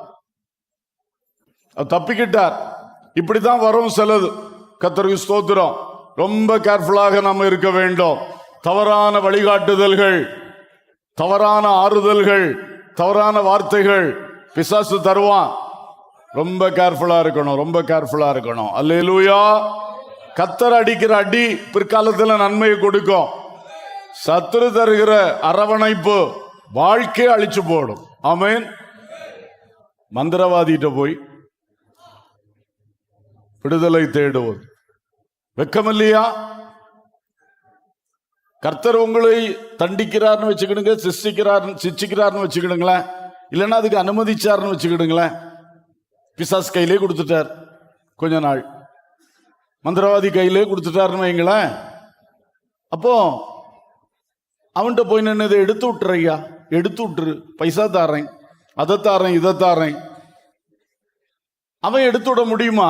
அவன் தான் வச்சான், அவர் அனுமதிச்சுலாம் வச்சிருக்கான். அவன் எடுத்து விட்டான்னா அடுத்தது வேற பெரிய மந்திரவாதி வைப்பான். ஏன்னா இது கர்த்தருடைய அனுமதிக்குள்ள இருக்கு. நீ இந்த பாடு படணும்னு உன்னை சிருஷ்டித்த தேவன் அதை அனுமதிச்சிருக்கிறார். கேட்கறதுக்கு ஓகேயா இருக்கா? ஓகேயா இருக்கா இல்லையே? தான் கரெக்ட். கர்த்தர் வந்து இத்தனை நாள் வரைக்கும் நம்ம பாடு படணும்னு வச்சுட்டாருன்னா, எதிராளி கையில விழுந்து நம்ம மீட்பை தேடினாலும் அந்த மீட்பு கிடைச்சது மாதிரி இருந்தாலும் அடுத்து திரும்ப வேற பிரச்சனை வந்துடும். ஏன்னா அவருடைய சித்தம் இந்த பாடுகள் வழி நாம கடந்து சென்று அடுத்து அவர் வைத்திருக்கிற மேன்மைக்கு வருவது. அல்லேலூயா. இந்த விசுவாசம் நமக்கு நல்லா இருக்கட்டும். அதனால எப்ப கர்த்தர் என்ன எப்படி நடத்துறார், நான் வேற வழியை தேட மாட்டேன். வேற ஆறுதலையோ வேற விடுதலையின் வழியோ நான் என்ன செய்ய மாட்டேன், தேட மாட்டேன். அவரையே நான் நோக்கி பார்க்கட்டும். அல்லேலூயா. அப்பா அடிச்சா அப்பாவுக்கும் பக்கத்து வீட்டுல சித்தப்பாவுக்கும் சண்டைன்னு வச்சுக்கிடும். இவன் ஓடி போய் சித்தப்பா வீட்டுல இருந்து கதை பேசிட்டே இருப்பான். ஏன்னா அப்பா அடிச்சிட்டார். நல்லதா? சித்தப்பா நல்லவர் தான், ஆனா இப்படி செய்யப்படாது இல்லையா? அந்த தகப்பனுக்கு காலிலே விழுகிறது தான் வெற்றி. அல்லேலூயா. அது தகப்பன், அவர் அடிப்பார், நல்லதுக்கு தான் அடிப்பார். அவர் அடிச்சா அடுத்த ஆளை தேடி ஓடாது. இந்த பரலோக தகப்பன் நிச்சயமா நம்மளை சிட்சிக்கிறார்னா நம்முடைய நன்மைக்காகத்தான் சிட்சிக்கிறார். ஆமென். இந்த அடிப்படை பாடத்தை புரிஞ்சுக்கிடாம அப்பா அப்பான்னு கூப்பிட்டா என்ன விஷயம்? என்ன விஷயம்? அதனால தெய்வ மக்களே, நீங்க யாரும் உங்க கஷ்ட காலத்துல மனுஷன் கையில போய் விழுந்துடாதீங்க, பிசாசு கையில விழுந்துடாதீங்க, அவன் அனுப்புற ஏஜென்ட்டுகள் கையில போய் விழுந்து விடவே செய்யாதிருங்கள். அல்லேலூயா. அப்படி ஒரு ஆறுதலே எனக்கு வேண்டாம், அப்படி ஒரு தப்பும் வழியே எனக்கு வேண்டாம். இனி இயேசு காட்டின வழியில நான் செல்லுகிறேன். அல்லேலூயா. ஸ்தோத்திரம். சரி, மூன்றாவதாக குளிர்காயும் இடத்தில் பற்றின சோதனை நெருப்பு. குளிர்காயிற நெருப்பு தான். அது ரெண்டு பேருக்குமே என்னதான் மாறிச்சு? திடீர்னு சோதனை நெருப்பா மாறிடுச்சே. இவருக்கு பேதுருவுக்கு என்னாச்சு? யோவான் 18:17, அப்பொழுது வாசல் காக்கிற வேலைக்காரி பேதுருவை நோக்கி, நீயும் அந்த மனுஷனுடைய சீஷரில் ஒருவன் அல்லவா என்றாள். அவன், நான் அல்ல என்றான். இது வாசல்ல இருந்து உள்ள என்ட்ரி ஆகும் பொழுது கேட்டுட்டான். அவ வாசல் காக்கிறவா, அவன் ரெக்கமெண்டேஷன் பண்ணி கூட்டிட்டு போறான். உள்ளால கூட்டு போகும்போது, நீ இவன் அவரு கூட இருந்தவன் இல்ல அப்படின்னு அங்கே கேள்வி வந்தாச்சு. உடனே இவரு பட்டாருன்னு எல்லாத்திலையும் ஆத்திரம் தானே, மறுதளிக்கிறதுலயும் ஒரு வார்த்தை சிந்திக்காம என்ன செய்தாச்சு? நான் அல்ல, நான் அல்ல, நீ வேற யாரையும் பார்த்திருப்ப, நான் அல்ல சொல்லியாச்சு. சொல்லிட்டாக்க அங்க போய் குளிர் காஞ்சிட்டு நிக்கிறாரு. அங்க 25ஆம் வசனம், சீமோன் பேதுரு நின்று குளிர் காய்ந்து கொண்டிருந்தான். அப்பொழுது சிலர் அவனை நோக்கி, நீயும் அவனுடைய சீஷரில் ஒருவன் அல்லவா என்றார்கள். அவன், நான் அல்ல என்று மறுதலித்தான். நான் அல்ல என்று மறுதலித்தான். ஒரு அம்மாவுக்கிட்ட மறுதலிச்சாச்சு, இப்போ ஒரு கூட்டம் மக்கள்கிட்ட என்ன செய்தாச்சு? மறுதலிச்சாச்சு. மூன்றாவது 26-27, பிரதான ஆசாரியனுடைய வேலைக்காரரில் பேதுரு காதர வெட்டினவனுக்கு இனத்தானாகிய ஒருவன் அவனை நோக்கி, நான் உன்னை அவனுடனே கூட தோட்டத்திலே காணவில்லையா என்றான். அப்பொழுது பேதுரு மறுபடியும் மறுதலித்தான். உடனே சேவல் கோவிற்று. அல்லேலூயா. எப்படிப்பட்ட ஆளுகளுக்கு கண்ணில் எல்லாம் போய் விழுறான் பாருங்க. சும்மா இருந்திருக்கலாம் இல்லையா? இவன் ஒருத்தனை தோட்டத்தில் வச்சு காதுல வெட்டினானே, அவனுக்கு சொந்தக்காரன் இங்க நிக்கான். இப்படிதான் இருக்கும். அவனுக்கு சொந்தக்காரன் எவ்வளவு ஸ்பீடா நின்றுப்பான். இவன் வந்து மாட்டினான்டா நம்ம எல்லைக்குள்ள அப்படி நின்றுப்பான். ஒன்னு அன்னைக்கு ராத்திரி பார்த்தனில்ல, இல்லவே இல்லைன்னு மறுதளிச்சிட்டான். 3 சோதனைகள், பயங்கரமான சோதனைகள் வந்தன. எப்படியும் இவர் என்ன பண்ணிட்டாரு? சோதனையில் தோல்வி அடைந்து விட்டார். ஆமென். இவருக்கு வந்த சோதனை மனுஷ வாயிலிருந்து வந்த சோதனைகள். மனுஷன் நாவு பயங்கரமானது. மனுஷன் நாவு. இவரை 3 பேர் விடாப்பிடியா துரத்தி நீ அவருடைய சீசன் என்று நாவல அட்டாக் பண்றாங்க. இவருக்கு அதை ஜெயிக்க முடியல. ஆமா, நான் அவருடைய சீசன் தான் சொன்னா அடுத்து என்ன நடக்குமோ தெரியாது. ஆனா பயந்துட்டார். மனுஷனுடைய வாயின் வார்த்தைக்கு, நாவுக்கு பேதுரு பயந்துட்டார். அல்லேலூயா. ஏன் பேதுரு உங்களுக்கு இப்படி நாக்க வச்சுட்டு சும்மா இருந்திருக்கலாம்ல? வாயை வச்சுட்டு எல்லாவனும் போனாலும் நான் மட்டும் போக மாட்டேன்னு உன் நாவை நீட்டினால. இப்ப 3 நாவு வந்து உனக்கு நேரம் நீட்டப்பட்டிருக்கு. உன்னால நிக்கவே முடியல. எவ்வளவு பயங்கரமா இருக்கு. நம்ம நாவை குறித்து நாம் எப்பொழுதும் நாவடக்கத்தோடு இருக்க வேண்டும். அல்லேலூயா. பெருமை பேசக்கூடாது, அடுத்தவங்களை அற்பமா நினைச்சு பேசக்கூடாது. தேவனை மகிமைப்படுத்தி தேவ பயத்தோட வார்த்தைகளை சொல்லணும். கொஞ்சம் பலம் இருந்தா, கொஞ்சம் தைரியம் இருந்தா, கொஞ்சம் சுகம் இருந்தா, கொஞ்சம் பணம் இருந்தா, நாவடக்கம் அதிகமா தேவை. அல்லேலூயா. இப்ப அதே நாவுகள், மனுஷன் நாவுகள் இவர் அட்டாக் பண்ணுது. 3 தடவையும் விழுகிறார். இல்ல இல்ல என்று இயேசுவை மறுதலிக்கிறார். இன்னொரு வசனத்துல சொல்லி இருக்கு, அவர் சபிக்கவும் சத்தியம் பண்ணவும் தொடங்கினார் இயேசுவை. அது உறுதிப்படுத்துறதுக்காக, நான் அவரோட உள்ள ஆளே இல்லைன்னு நிரூபிக்கிறதுக்காக என்ன சபிச்சாரோ தெரியல, சபிக்கவும் சத்தியம் பண்ணவும். நான் இயேசுவின் சீஷன் அல்ல அல்ல அல்ல. அந்த அளவுக்கு விழுந்து போன காரணம், நல்ல மனுஷன் தானே ஐயா, இயேசுக்காக தானே நிக்கிறாரு. ஆனா அந்த ஒரு வாய் கொழுப்பு தானே. அப்ப நமக்கெல்லாம் இது எவ்வளவு பெரிய பாடமா இருக்கு. நம்ம எந்த அளவுக்கு இயேசுக்காக நின்னாலும் பேசுற வார்த்தை கவனமா தான் இருக்கணும். கர்த்தர் எப்பவுமே, நீ பேதுருவா இருந்தாலும் சரி, யாரா இருந்தாலும், பெருமை உள்ளவனுக்கு எதிர்த்து நிற்கிறார். அல்லேலூயா. பெருமை உள்ள பாஸ்டருக்கு சப்போர்ட் பண்ணுவாரா? பெருமை உள்ள பெரிய தேவ பிள்ளைக்கு சப்போர்ட் பண்ணுவாரா? ஒருத்தரும் பெருமை வந்தாச்சுன்னா நீ கர்த்தருக்கு எதிரி. அல்லேலூயா. அவனை நேசிச்சதுனால அவனை திருத்தணும்னு தான் அடியை கொடுத்தார். நீ இன்னைக்கு ராத்திரியே காலையில சேவல் 2 தடவை கூக்கு முன்னாடி நீ என்ன செய்வ? 3 தடவை மறுதளிச்சு பாடம் படிப்ப. உன் நாவு அடக்கணும். அப்பதான் உன் நாவை இனி எனக்காக பயன்படுத்த முடியும். அல்லேலூயா. கடைசியில் அந்த நாவை தான் பெந்தேகோஸ்தே நாள் அன்னைக்கு கர்த்தர் பயன்படுத்தினார். அவருடைய நாவிலிருந்து புறப்பட்ட சுவிசேஷத்தினால ஒரேடியா 3000 பேர் ரட்சிக்கப்பட்டு ஞானஸ்நானம் எடுத்தார்கள். அல்லேலூயா. அதுக்கு தானே இதை உருவாக்கி இருக்கிறார். இந்த ஏசாயா நாவில சூடே போட்டு விட்டார். சூடு போட்டு விட்டு அந்த மனுஷன் 66 அதிகாரங்கள்லையும் ஆறுதலான வார்த்தைகளை பேசி வச்சிருக்கிறார். அல்லேலூயா. பைபிள் தெரிஞ்ச ஆட்கள் கஷ்ட நேரத்தில் வாசிக்கிறது சங்கீதம், ஏசாயா. பைபிள் தெரிஞ்ச ஆட்கள் கஷ்ட நேரத்தில் தேடி புரட்டுறதே எந்த பகுதி தான்? சங்கீதம், இல்லைன்னா ஏசாயா. அப்படிதானே? கர்த்தருக்கு ஸ்தோத்திரம். அப்போ இதுக்கெல்லாம் நாவுக்கு பெரிய ட்ரீட்மெண்ட் எல்லாம் கொடுக்க வேண்டிய இருக்கு. அந்த அளவு ட்ரீட்மெண்ட்டுக்கு நம்ம ஆளாகாம, இந்த வசனங்கள் எல்லாம் அவர் நமக்கு எழுதி தந்திருக்கிறதுனால நம்ம கொஞ்சம் விவேகமாக கவனமாக நாவடக்கி தேவையில்லாத வார்த்தைகளை பேசாம, எழுதாம, போஸ்ட் போடாம, எல்லாம் எந்த போஸ்ட், எலக்ட்ரிக் போஸ்ட் இல்லை, வாட்ஸ்அப் போஸ்ட் எல்லாம் கண்டபடி போடாம கவனமா இருக்கணும். அல்லேலூயா. ஸ்தோத்திரம். அப்போ ஆண்டவர் இவருக்கு அன்னைக்கு அந்த அக்கினிய நல்ல இதமான அக்கினி, குளிர்காயும் அக்கினி இப்போ சோதனையின் அக்கினியா மாறினது அவருக்கு அந்த மாதிரி ஒரு அட்டாக்கு கொடுக்கறதுக்கு தான், நாவுக்கு. அடுத்தது அவருடைய பெருமையை உடைப்பதற்கு கர்த்தர் அந்த பாடுகளின் அக்கினியை அவருக்கு கொடுத்தார். அல்லேலூயா. சரி, இனி பவுலுக்கு எப்படி வந்துச்சு சோதனை?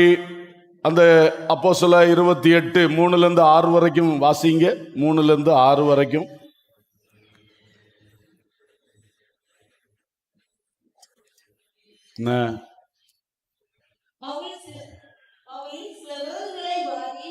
அந்நெருப்பின் மேல் போடுகையில் ஒரு விரியன் பாம்பு அனலுடைத்து புறப்பட்டு அவனுடைய கையை கவ்வி கொண்டது. விஷப்பூச்சி அவன் கையிலே தொங்குகிறதை அந்நியராகி அந்த தீவார் கண்டபோது, இந்த மனுஷன் கொலை பாதகன், இதற்கு சந்தேகம் இல்லை, இவன் சமுத்திரத்துக்கு தப்பி வந்தும் பலியானது இவனை பிழைக்கு ஒட்டவில்லை என்று தங்களுக்குள்ளே சொல்லிக் கொண்டார்கள். அவன் அந்த பூச்சியை தீயிலே உதிரை போட்டு ஒரு தீங்கும் அடையாதிருந்தான். அவனுக்கு வீக்கம் கண்டு அல்லது அவன் சடுதியாய் விழுந்து சாவான் என்று அவர்கள் பார்த்து கொண்டிருந்தார்கள். நெடுநேரமாய் பார்த்து கொண்டிருந்தும் ஒரு சேதமும் அவனுக்கு வராததை கண்டபோது வேறு சிந்தையாகி இவன் தேவன் என்று சொல்லிக் கொண்டார்கள். ஆமென். அல்லேலூயா. அவருக்கு அந்த அக்கினியில இப்படிப்பட்ட மனுஷ வார்த்தை நாவில் அட்டாக் வந்துச்சு. இவருக்கு இந்த அக்கினியில திடீர்னு என்னாச்சு, குளிர்காய போன இடத்துல, குளிர்காயறதுக்காக சப்போர்ட் பண்ண விறகெடுக்க போன இடத்துல ஒரு விரியன் பாம்பு கையை கவிர்ச்சு. பிசாசனுடைய அட்டாக், பாம்பின் அட்டாக், ஈவில் அட்டாக் இவருக்கு வந்திருக்கு. நல்ல குளிர் காஞ்சிட்டு இருந்த இடத்துல வந்து கடிச்சிட்டு தொங்கிட்டே இருக்கு. என்ன பயங்கரமா இருக்கும் பாருங்க. கடிச்சு விடமாட்டேங்குது, தொங்கிட்டே இருக்கு. உடனே மக்கள்லாம் சொல்லியாச்சு, இவன் பெரிய கொலைபாதகன். மக்களுடைய ஜட்ஜ்மெண்ட்டை பார்த்தீங்களா? பாம்பு கடிச்ச உடனே இவனை என்ன சொல்லியாச்சு? இவன் யாரு? கொலைகாரன். இவன் கப்பலுக்கு தப்புனாலும் விதி இவனை இப்ப என்ன செய்ய மாட்டேங்கி, விட மாட்டேங்க. பார்த்தீங்களா? எல்லாம் அங்க ஊரே பேசுது, தீவே பேசுது. இதான் மனுஷன். புரிஞ்சுக்கிடுங்க. கூட இருப்பாப்புல, உங்களுக்கு நல்ல குளிர்காயதுக்கெல்லாம் போட்டு தருவாப்புல. கஷ்டம் வந்தா அதே வாய் தான் என்ன செய்யும், உங்களை பற்றி கண்டதும் பேசும், கண்டதும் பேசும். உடனே பவுல், நான் கொலைகாரன் இல்லை, நான் எதுக்கு கைது செய்யப்பட்டேன்னு தெரியுமான்னு ஒன்றும் விளக்கம் கொடுக்க போகல. எனக்கு கைதின்னு தெரிஞ்சிருக்குமா இருக்கும். கொலைகாரன் பயங்கரமான ஆளாக இருப்பான், அதான் சீசர்கிட்ட கொண்டு போறாங்கன்னு நினச்சிருப்பானு. அப்போ இப்படி பார்த்துட்டு இருந்து எல்லாரும் என்ன பார்த்துட்டு இருக்காங்க, அவனுக்கு ஒரு உதவி செய்யணும்னு ஒருத்தனும் கிடையாது. குளிருக்கு உதவி செய்தானு, பாம்பு கடிக்கு அவனுங்களுக்கு அந்த பாம்பு நிறைய கிடந்திருக்கும் அந்த தீவில். பாம்பு கடிச்சா என்ன செய்யணும்னு பலருக்கு தெரிஞ்சிருக்கும். ஒருத்தனாவது வந்து, ஐயா உங்களை பாம்பு கடிச்சிட்டா, ஒருத்தனும் சப்போர்ட்டுக்கு வரல. குளிருக்கு சப்போர்ட் பண்ணவன் இப்போ இது வந்தோன்னா வாயார வீண்பலி சாட்டி எல்லாம் பார்த்துட்டே இருந்தாங்களா. இவன் ஒன்றில் பட்டுன்னு விழுந்து சாவான், இல்லைன்னா என்னாவான், ஒன்றில் சுருண்டு விழுந்து சாவான், இல்லைன்னா வீக்கம் கண்டு அப்படி விழுந்து சாவான் என்று சொல்லி பார்த்துக்கிட்டே இருந்தாங்க. இதுதான் மக்கள். சோதனை உங்களுக்கு வரும் பொழுது ஆரம்பத்தில் உங்களுக்கு உதவியா இருந்தவர்களும் அந்த சோதனை வந்த உடனே உங்களுக்கு வித்தியாசப்படுவார்கள். எல்லாம் சேர்ந்து தான் கர்த்தர் அனுமதிக்கிற சோதனை. அல்லேலூயா. வெறும் பாம்பு கடி அல்ல சோதனை, இந்த மனுஷர்களுடைய வார்த்தைகளும் சேர்ந்து தான் பவுலுக்கு அன்னைக்கு என்னது, சோதனையின் நெருப்பு. புரிஞ்சுக்கிடுங்க. பாம்பு கடியை சகிக்கலாம், இவனுக்கு வாயை நான் சகிக்க மாட்டேன் அப்படின்னு அங்கே எதிர்த்து போராடக்கூடாது. எல்லாம் தான் சொல்லுவாங்க. உடனே நீங்க அனுபவிக்கிற கஷ்டம் ஒரு பக்கம் இருக்க, அதை விட்டுட்டு இவங்களுக்கு நீங்க மல்லு கட்ட போனீங்கன்னா தோல்வி அடைந்து விடுவீர்கள். சகித்து கொள்ளுங்க. கர்த்தர் அனுமதிக்கிறார், பூரணமா சகிக்கிறேன். அல்லேலூயா. அப்சலோம் என்னைய அரண்மனையிலிருந்து துரத்திட்டான், ராஜ்யத்தை விட்டு துரத்திட்டான். அந்த சோதனையை நான் சகிக்கிறேன், ஆனா இந்த சீமை பேசுற வார்த்தை இப்ப விட மாட்டேன். அப்படி தாவீது நினைக்கல.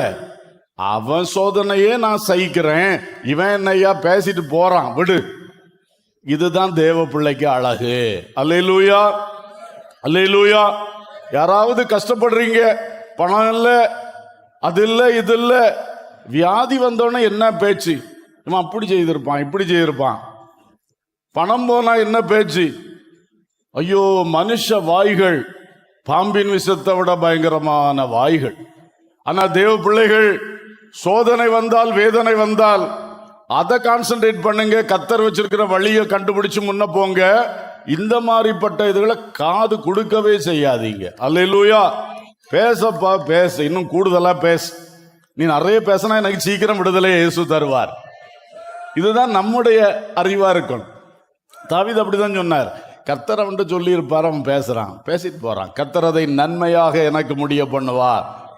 கண்டிப்பா நன்மையா தான் முடிய பண்ணார். அவன் திரும்ப வருவான்னு இவன் நினைக்கவே இல்லை. திரும்ப வந்தோன்னா அவன் தான் முதல் ஆளா வந்து காலில் விழுந்தான். அல்லேலூயா. அப்ப கூட தாவீது பழி வாங்கல. நல்ல மனுஷன் ஐயா, அவன் கர்த்தருடைய இருதயத்துக்கு ஏற்றவன்னு சாட்சி பெற்றது சும்மாவா?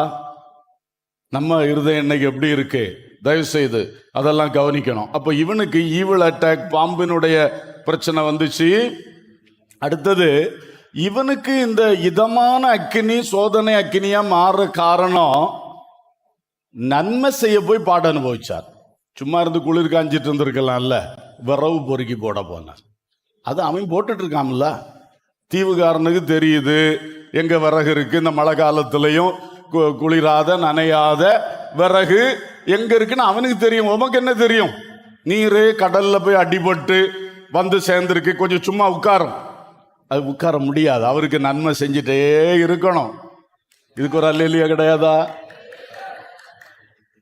என்ன மனுஷன் பார்த்தீங்களா, அழகான மனுஷன். அதுலயும் அவர் ஒரு பெரிய மனுஷனா இருக்கிறாரு. அங்க எல்லாரும் இருக்காங்க, அவங்களையே பார்த்துக்குவாங்க. இருந்தாலும் நம்மளும் போய் உதவி செய்வோம். கடல்ல நீந்தி வந்து எவ்வளோ டயர்டா இருந்திருக்கோம். கொஞ்ச நாளா சரியா சாப்பிடாமலும் பயத்திலையும் எல்லாமா அடிபட்டு வந்து சேர்ந்த கூட்டம். எப்படியெல்லாம் இருந்திருக்கும் மனசுக்கும் சரீரத்துக்கும். ஆனாலும் அந்த நெருக்கத்திலையும் அவர் போய் உதவி செய்ய போறார். நன்மை செய்ய போய் அங்க தீமை வந்தது. அல்லேலூயா. இப்படி நிறைய பேர் இங்க உட்கார்ந்துருக்கே, நிறைய பேர் உட்கார்ந்துருக்கே. இப்ப யோசிச்சு சும்மா இருந்தேன் இல்லையே, அவனுக்கு போய் எதுக்கு நான் இப்படி ஹெல்ப் பண்ண போனேன், அவனுக்காக போய் நல்ல வார்த்தை நான் ஏன் பேச போனேன், வாயை வச்சுட்டு சும்மா இருக்கலையே, கையை வச்சுட்டு சும்மா இருக்கலையே நினைக்கிறீங்களா இல்லையா? உன்னை கர்த்தர் கைவிட மாட்டார். அல்லேலூயா. கைவிட மாட்டார். பாம்பு கடிச்ச நீ பாம்பு புத்துக்குள்ள போய் கைவிட்டதுனால கடிக்கல, மக்களுக்கு உதவி செய்யறதுக்கு விறகு பொறுக்கின இடத்துல தான் கடிச்சது. அல்லேலூயா. கர்த்தர் உன்னை ஒருபொழுதும் கைவிட மாட்டார். அல்லேலூயா. நன்மை செய்து பாடு அனுபவித்தார். அந்த மனுஷன் கப்பல்ல வரும்பொழுதும் கர்த்தருக்கு சேவை, மனுஷனுக்கு சேவை பண்ணிக்கிட்டே இருந்தார். இந்த தீவுல குளிர்காயிற இடத்துலையும் கர்த்தருக்கும் சேவை பண்றார், மனுஷனுக்கும் சேவை பண்றார். அல்லேலூயா. அவரை விட்டு அதை பிரிக்கவே முடியாது. எப்ப இருந்தாலும் ஒரு வாய்ப்பு கிடைச்சா உடனே நன்மை செய்கிறார், உடனே சேவை பண்றார். என்ன அழகான பவுல். ஹல்லேலூயா. தேவ பிள்ளைகளே, நன்மை செய்து பாடு அனுபவிக்கிறவர்களாக எத்தனை பேர் இருக்கிறீங்க?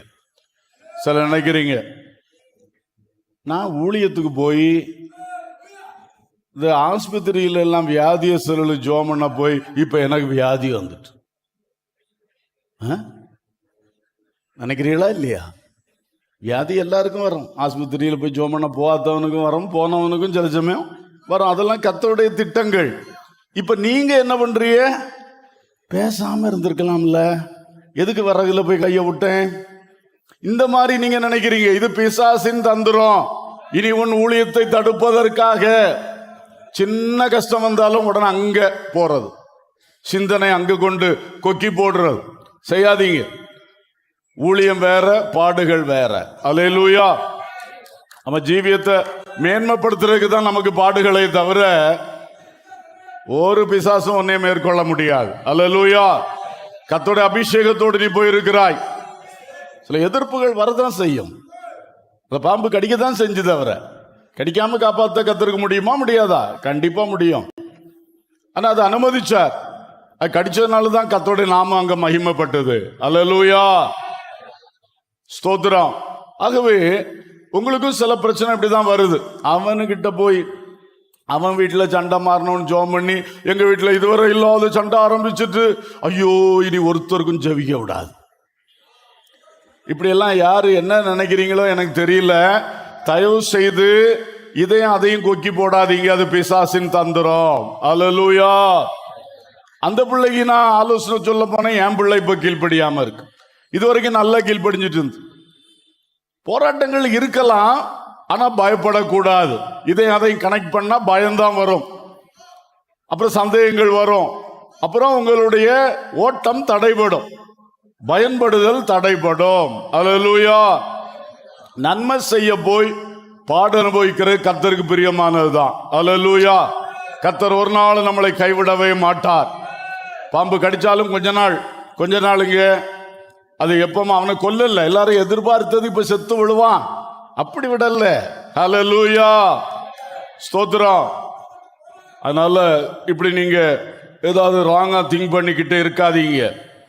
அப்புறம் பவுல் செய்த நல்ல வேலை, அதை அந்த நெருப்பில் தானே உதறி போட்டான். ஒரு அல்லேலூயா சொல்லுவோம். அந்த நெருப்பில் தானே கம்பெடுத்துட்டு வாங்க, அடிங்க. ஒன்னும் வேண்டாம் ஐயா, அந்த நெருப்பே போதும். அல்லேலூயா. கர்த்தர் பற்ற வச்சிருக்கிற நெருப்பு இருக்கு. எவனுடைய உதவி எனக்கு தேவை, அதை அங்கே உதறி போடுவேன். போட்டுதான். அப்புறம் பார்த்துக்கிட்டே இருக்காங்க, இதான் நடக்குமா? ஒன்னும் நடக்கல. அல்லேலூயா. ஸ்தோத்திரம். ஆகவே உதறி போட்டுறணும். அதனால அன்பர்களே, உதறி போட வேண்டியது அது தெரியுமா? பிசாசின் தந்திரத்தை, அவன் உண்டாக்குகிற பயத்தை. வியாதியை நம்மளுக்கு டக்குன்னு உதறி போட முடியுமா? கர்த்தர் தான் உதறி போட வைக்கணும். அல்லேலூயா. ஆனா வியாதியை குறித்த பயத்தை நம்மளால என்ன செய்ய முடியும்? உதறி போட முடியும். இதைத்தான் முதல்ல உதறணும். பயம், சந்தேகம், திகில், கலக்கம், இந்த சர்ப்பங்கள் தான் பிசாசின் தந்திரங்கள். இதுதான் நம்மளை கொல்லுகிறதுக்காக, ஆவிக்குரிய ஜீவியத்தை அழிக்கிறதுக்காக அவன் பயன்படுத்தக்கூடிய ஆயுதங்கள். அதனால இன்னைக்கு நீங்க எந்த பிரச்சனையை சந்திக்கிறீங்களோ அது பற்றி வந்திருக்கிற பயத்தை இன்னைக்கு பரிசுத்த ஆவியின் அக்கினிக்குள்ள தூக்கி போட்டுருங்க. அல்லேலூயா, அல்லேலூயா. அதை குறித்து இப்படி ஆயிருமோ அப்படி ஆயிருமோன்னு வரக்கூடிய சந்தேகத்தை முதல்ல தேவ அக்கினிக்குள்ள தூக்கி என்ன பண்ணிருங்க, உதறி போடுங்க. அல்லேலூயா. இப்பமே உதறிட்டு போங்க, இங்க கர்த்தருடைய அக்கினி இருக்கிறது. அல்லேலூயா. அதை நீ எடுத்துட்டு போகாதீங்க. அந்த மாதிரி சிந்தனைகளிலே அவிசுவாசத்தை, பயத்தை, திகில, அந்த சந்தேகங்களை சுமக்க கூடாது. அது எதுக்கு கடிச்சு தொங்கிட்டு இருக்கு? உதறி போடு. அல்லேலூயா, ஸ்தோத்திரம். அதனால அதை உதறி போடும் பொழுது ஆட்டோமேட்டிக்கா எல்லா பிரச்சனையும் போயிடும். அல்லேலூயா, ஸ்தோத்திரம். பயத்தை முதலாவது உதறி போடுங்கள், கர்த்தர் உங்களுக்காக நிச்சயம் கிரியை செய்வார். ஆமென். அடுத்ததாக சோதனை நெருப்புக்கு பின். டைம் போனதுனால சுருக்கமா சொல்றேன். பேதுருக்கு சோதனை வந்தது, தோல்வி அடைஞ்சிட்டார், ஃபெயிலியர். ஆனா அங்கே இயேசு அந்த சேவல் கூவின உடனே அவருக்கு ஞாபகம் வந்துருச்சு. அது வரைக்கும் ஞாபகம் வரல போல. கர்த்தர் சொன்ன வார்த்தை, சேவல் கூவின உடனே கர்த்தர் சொன்ன வார்த்தை ஞாபகம் வந்துச்சு. ஐயோ, சேவல் கூறதுக்கு முன்னாடி 3 தடவை மறுதளிப்பான்னு சொன்னார். அப்படியே பார்த்தான். அப்பதான் இயேசுவையும் அங்க கொண்டு வராங்க. இயேசுவனை பார்த்தார், மனங்கசந்து அழுது மனம் திரும்பினான். கர்த்தர் அவனை கைவிடல. எந்த அரமனை முற்றத்துக்குள்ள வச்சு அவன் மறுதளிச்சானா அங்க வச்சு அவனை மனம் திரும்ப வச்சு தான் வெளியே அனுப்பினார். ஒரு அல்லேலூயா சொல்லுங்க. அல்லேலூயா. தேவனால தெரிந்து கொள்ளப்பட்ட பிள்ளை, கர்த்தருக்காக பயன்படும்படி தெரிந்து கொள்ளப்பட்டவன்.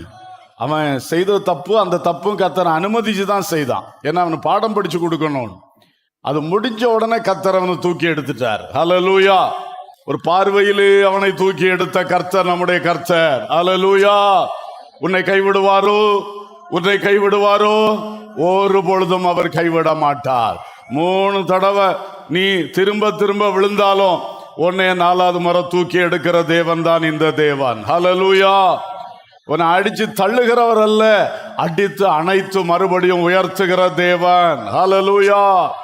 கர்த்தர் அடிக்கிற அடிகள் நமக்கு எப்பொழுதும் நன்மைக்கும் மேன்மைக்குமானவைகள் தான். அல்லேலூயா. அவன் எழும்பினா, கர்த்தருக்கு ஸ்தோத்திரம். இந்த மனுஷன் பவுலுக்கு என்ன நடந்தது அந்த சோதனைக்கு பிறகு 7ஆம் வசனத்திலிருந்து 10ஆம் வசனம் வரைக்கும் பார்க்கும் பொழுது இவனுக்கு இப்படி அற்புதம் நடந்துச்சு இல்லையா? உடனே மக்கள் எல்லாம் இப்போ என்ன பேச ஆரம்பிச்சிட்டாங்கன்னா, இவன் கடவுளா இருப்பானோன்னு பேச ஆரம்பிச்சிட்டான். கொலை பாதகம் இப்ப யாரா மாறிட்டான். என்ன இருக்கு வசனத்துல? அந்த வார்த்தையை சொல்லுங்க. மைக்கில் சொல்லுங்க ஐயா. தேவன் என்று சொல்லிக் கொண்டார். கொலைகாரன் கொஞ்சம் முன்னாடி அந்த வாய்கள் என்ன சொல்லிச்சுது? கொலைகாரன். இப்ப என்ன சொல்லுது? மனுஷனுடைய வார்த்தைகள் வேடிக்கையிலும் வேடிக்கையானவைகள். தயங்கவே இல்லை பாருங்களா. நம்ம தானே கொலைகாரன் சொல்லுவோம், வாயை வச்சுட்டு சும்மா இருப்போம். அப்படியும் பார்க்க மாட்டான். அப்படின்னா அப்படி சொல்லுவான், இப்படின்னா இப்படி சொல்லுவான். இவன் வார்த்தையை கேட்டு நம்ம வாழ்க்கையை நாசம் பண்ணிடக்கூடாது. அல்லேலூயா. அவனுடைய இகழ்ச்சியிலே நீ விழுந்துடக்கூடாது, அவனுடைய புகழ்ச்சியிலே நீ என்ன செஞ்சிடக்கூடாது, விழுந்துடவே கூடாது. இகழ்ச்சியும் கண்ணி, புகழ்ச்சியும் கண்ணி, ரெண்டுக்கும் இடமே கொடுத்துறாதீங்க. கர்த்தரை நோக்கி பார்த்து ஓட்டத்துல பொறுமையோடு ஓடுங்கள். அல்லேலூயா. ஸ்தோத்திரம். இவன் தேவனா இருப்பானோன்னு சொன்னாங்க. எப்படியும் நல்ல சாட்சி அவனுக்கு கிடைச்சது. அவன் அந்த தீவுக்கு முதலாளி புபுலியுவுக்கு அப்பா சோமில்லாம இருந்தாரு. அவருக்கு இரத்த பேதி, அவரை குணமாக்கினான். உடனே எல்லா வியாதியஸ்தரும் ஓடி வந்தார்கள், எல்லாரையும் சுகமாக்கினார். அல்லேலூயா. பவுலுடைய ஊழியம் ஆச்சரியமா இருக்கு. அந்த குளிர் நடுங்கிட்டு இருக்க சமயத்திலையும், கப்பல் சேதத்தில் அட்டிப்பட்டு தப்பி வந்த நேரத்திலையும் அவர் சும்மா இருக்காம போயிட்டு ஒரு விறகெடுக்கிற ஒரு வேலையை செஞ்சாரு. பவுலே, நீ சும்மா இருக்கல பாரு, வெறும் குளிர் காஞ்சிட்டு இருக்கல, இப்ப நீ சேவை செய்ய ஆசையா இருக்கிற, உன்னை கொண்டு பெரிய சேவை செய்ய போறேன்னு அன்னைக்கு பெரிய ஹீலிங் மினிஸ்ட்ரி நடத்தினாரு. அல்லேலூயா. ஊழியக்காரர்களே, விசுவாசிகளா இருந்து தேவனுக்கு சேவை செய்கிறவர்களே சுறுசுறுப்பா இருக்கணும். அல்லேலூயா. சின்ன விறகெடுக்கிற வேலையை உற்சாகமா செய்தா அடுத்தது மேன்மையான வேலையை ரெடியா வச்சிருப்பார். அல்லேலூயா. இதுக்கு சோம்பல் பட்டு ஏற்கனவே கடல்ல அடிபட்டு வந்திருக்கேன், குளிரா இருக்கு. உனக்கு குளிர் தான் தீருமே தவிர நீ கத்தருக்கா பயன்படுத்தப்பட முடியாது. ஆமென். நீ நிறைய பேர் சோம்பல் செய்யறத உற்சாகமா செய்யறது கிடையாது, ஏனோ தானோன்னு நிர்விசாரமா செய்யறது. அடுத்த ஊழிய வாசல்கள் உனக்கு அடைக்கப்பட்டு கொண்டு இருக்கிறது. எச்சரிப்பா சொல்றேன், செய்யறத ஊக்கமா செய், உற்சாக மனசோடு செய், உத்தம இருதயத்தோடு செய், நல்ல சுறுசுறுப்பா செய். அடுத்தடுத்த வாசல்கள் திறக்கும். அல்லேலூயா. வந்த கஷ்டத்தை பார்த்து பின்வலித்தா மொத்த வாசலும் மூடிப்போ. ஆனால் உனக்கு இருக்கிற கொஞ்ச பலனை மறுதலிக்காம இருந்தீனா இதோ திறந்த வாசலை உனக்கு முன்பாக வைத்திருக்கிறேன். அல்லேலூயா. மாதம் ஒரு கிராமம் சுவிசேஷ ஊழியம் ஆரம்பித்த சமயத்தில் நமக்கு என்ன போராட்டங்கள் வந்து, எத்தனை தடவை போலீஸ் ஸ்டேஷன்ல போய் உட்கார்ந்து இருக்கீங்க. அவங்க அந்த இதெல்லாம் பூசி விட்டு எத்தனை தடவை உங்களை கஷ்டப்படுத்தினாங்க. அன்னைக்கு அதை நிறுத்திட்டு உட்கார்ந்து இருந்தா அதை மூடி இருப்போம். ஆனா இன்னைக்கு திறந்த வாசலை கர்த்தர் தந்திருக்கிறார். அல்லேலூயா. ஏன்? உனக்கு இருக்கிற கொஞ்ச பலனை நீ மறுதலியாமல் அதுல நீ சுறுசுறுப்பு காட்டினாய். கர்த்தர் சபையை உன்னை கனம் பண்ணி இருக்கிறார், உனக்கு திறந்த வாசலை தந்திருக்கிறார். அல்லேலூயா. இது மாதிரி எந்த விஷயத்திலும் அப்படித்தான் கர்த்தருக்கு செய்யறதும் மக்களுக்கு செய்யறதும் ரெண்டு சேவையுமே கர்த்தருடைய சேவை. அத உற்சாகமா செய்யணும், நம்ம கஷ்டத்தை பார்க்காம செய்யணும். பாருங்க, அதுல ஆண்டவர் அடுத்த வாசலை திறந்துருவாரு. ஹல்லேலூயா. நல்லா பயன்பட்டார். அவருக்கு தோல்வி, அதுக்கு பிறகு அவர் மனம் திரும்பி சரிப்படுத்தப்பட்டார். இவருக்கு ஜெயம், ஜெயத்துக்கு அடுத்தது பெரிய ஊழியம் கிடைத்தது. அல்லேலூயா. கடைசியா ஒரு வார்த்தையை சொல்லி முடிக்கிறேன். சோதனைக்கு முன் தேவ வார்த்தை. இந்த ரெண்டு பேரும் முதல்ல எதமான அக்கினி, பிறகு சோதனை அக்கினியா மாறி ஒருத்தர் தோற்று அப்புறம் அதுல இருந்து தூக்கி எடுக்கப்பட்டார். ஒருத்தர் ஜெயித்து இன்னும் மகிமையான ஊழியத்தை செய்தார். இது ரெண்டுக்குமே முன்னேற்பாடாக கர்த்தர் வார்த்தைகளை சொல்லி இருக்கிறார். இயேசு பேதுருட்ட சொன்னார், இன்றைக்கு 2 முறை சேவல் கூறதுக்கு முன்னாடி நீ என்ன பண்ணுவ? 3 முறை மறுதலிப்பார். வார்த்தை சொன்னார், வார்த்தையை மறந்துட்டார். சேவல் கூன பிறகுதான் அவருக்கு ஞாபகம் வருது, அப்பதான் உள்ளம் உடையுது. அப்போ வார்த்தையினாலதான் அவருக்கும் அந்த சோதனை வந்தது. கர்த்தர் சொன்னதுதான், God permitted. ஏன்னா இவனை திருத்துறதுக்காக கர்த்தர் சொல்லிதான், அந்த வார்த்தையின்படிதான் பேதுருவுக்கு இந்த சோதனை வருது. விழுந்தார், பிறகு தூக்கி எடுத்தார். அல்லேலூயா. பவுலுக்கும் அப்படிதான். சோதனை வர்றதுக்கு முன்னாடி தேவன் பேசியாச்சு, கப்பல் சேதம் வரும், உயிர் சேதம் வராது, பயப்படாத. அல்லேலூயா. தெளிவா சொல்லிட்டார் கர்த்தர். வார்த்தை அதே மாதிரிதான் நடந்துச்சு. ஆனா பவுல் அந்த வார்த்தையை எப்பொழுதும் நினைவில் வச்சுட்டே வந்தார். இவரை மாதிரி மறக்கல, நினைவிலே வைத்திருந்தார். கர்த்தர் சொன்ன வார்த்தையை அப்படியே எடுத்துட்டு அதை மற்றவங்களுக்கும் சொன்னார். பயப்படாதீங்க, கப்பல் சேதம் வரும், உயிர் சேதம் வராது. ஆனா நம்ம ஒரு தீவுல விழ வேண்டியதா இருக்கும். அதையும் தீர்க்க தரிசனமா சொல்லிட்டார். அன்னைக்கு தீவுல போய் விழ போறோம்னு உள்ளதையும் சொல்லிட்டார். அந்த அளவுக்கு தேவ வார்த்தை பெற்றுக்கொண்ட மனிதன், தேவ வார்த்தையை விசுவாசித்து பற்றி கொண்ட மனிதன், அந்த வார்த்தையோடு பயணித்து ஜெயம் பெற்ற மனிதன். ஹல்லேலூயா. தேவ பிள்ளைகளை எந்த சோதனைக்கும் சும்மா ஆக்சிடென்டலா கர்த்தர் நம்மளை அனுமதிக்கிறது இல்லை. எல்லாமே அவருடைய முன் திட்டங்களாக இருக்கிறது. ஹல்லேலூயா. ஒரு காய்ச்சல் வந்தாலும் சரி, ஒரு பணப்பிரச்சனை வந்தாலும் சரி, ஒரு மனுஷ பிரச்சனை வந்தாலும் சரி, எது வேலை வாய்ப்பு போனாலும், தொழில நஷ்டம் வந்தாலும், எது வந்தாலும் இதெல்லாம் கர்த்தருடைய முன்னறிவின்படியே நடக்கிறது. அல்லேலூயா. ஆனா என்ன, தேவனுடைய சித்தம் தான். பேதுருவுக்கு நடந்தது the permissive will of God, பவுலுக்கு நடந்தது the perfect will of God. அதுலதான் வித்தியாசம். பேதுருவுக்கு நடந்தது கர்த்தர் அனுமதித்த அனுமதியின் சித்தம். இவன் தப்பு செய்தனால இவனை திருத்தணும்னு அதுக்கு அனுமதிச்ச சித்தம். இவனுக்கு பரிபூர்ணமான தேவ சித்தம். இவனை கொண்டு தேவன் மகிமைப்பட விரும்பினார். அல்லேலூயா. அல்லேலூயா. நம்ம வாழ்க்கையில எப்படி இருக்கும்? பர்ஃபெக்ட் வில் ஆஃப் காட் தான் நமக்கு முக்கியம். பெர்மிசிவ் வில் ஆஃப் காடுக்குள்ள போறது கொஞ்சம் கஷ்டம். பிழையாம் அவன்கிட்ட முதல்ல ஆண்டவர் சொன்னார், நீ போகாத, என் ஜனத்தை சபிக்காத. அதான் பெர்ஃபெக்ட் வில் ஆஃப் காட்.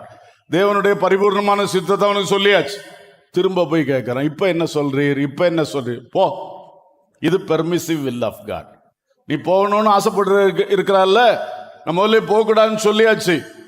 ஆனா நீ திரும்ப ஏமாந்து கேட்கிற என்கிட்ட, அப்ப நீ போ, ஆனா சபிக்காத. அதுதான் ஆண்டவருடைய அனுமதியின் சித்தம்.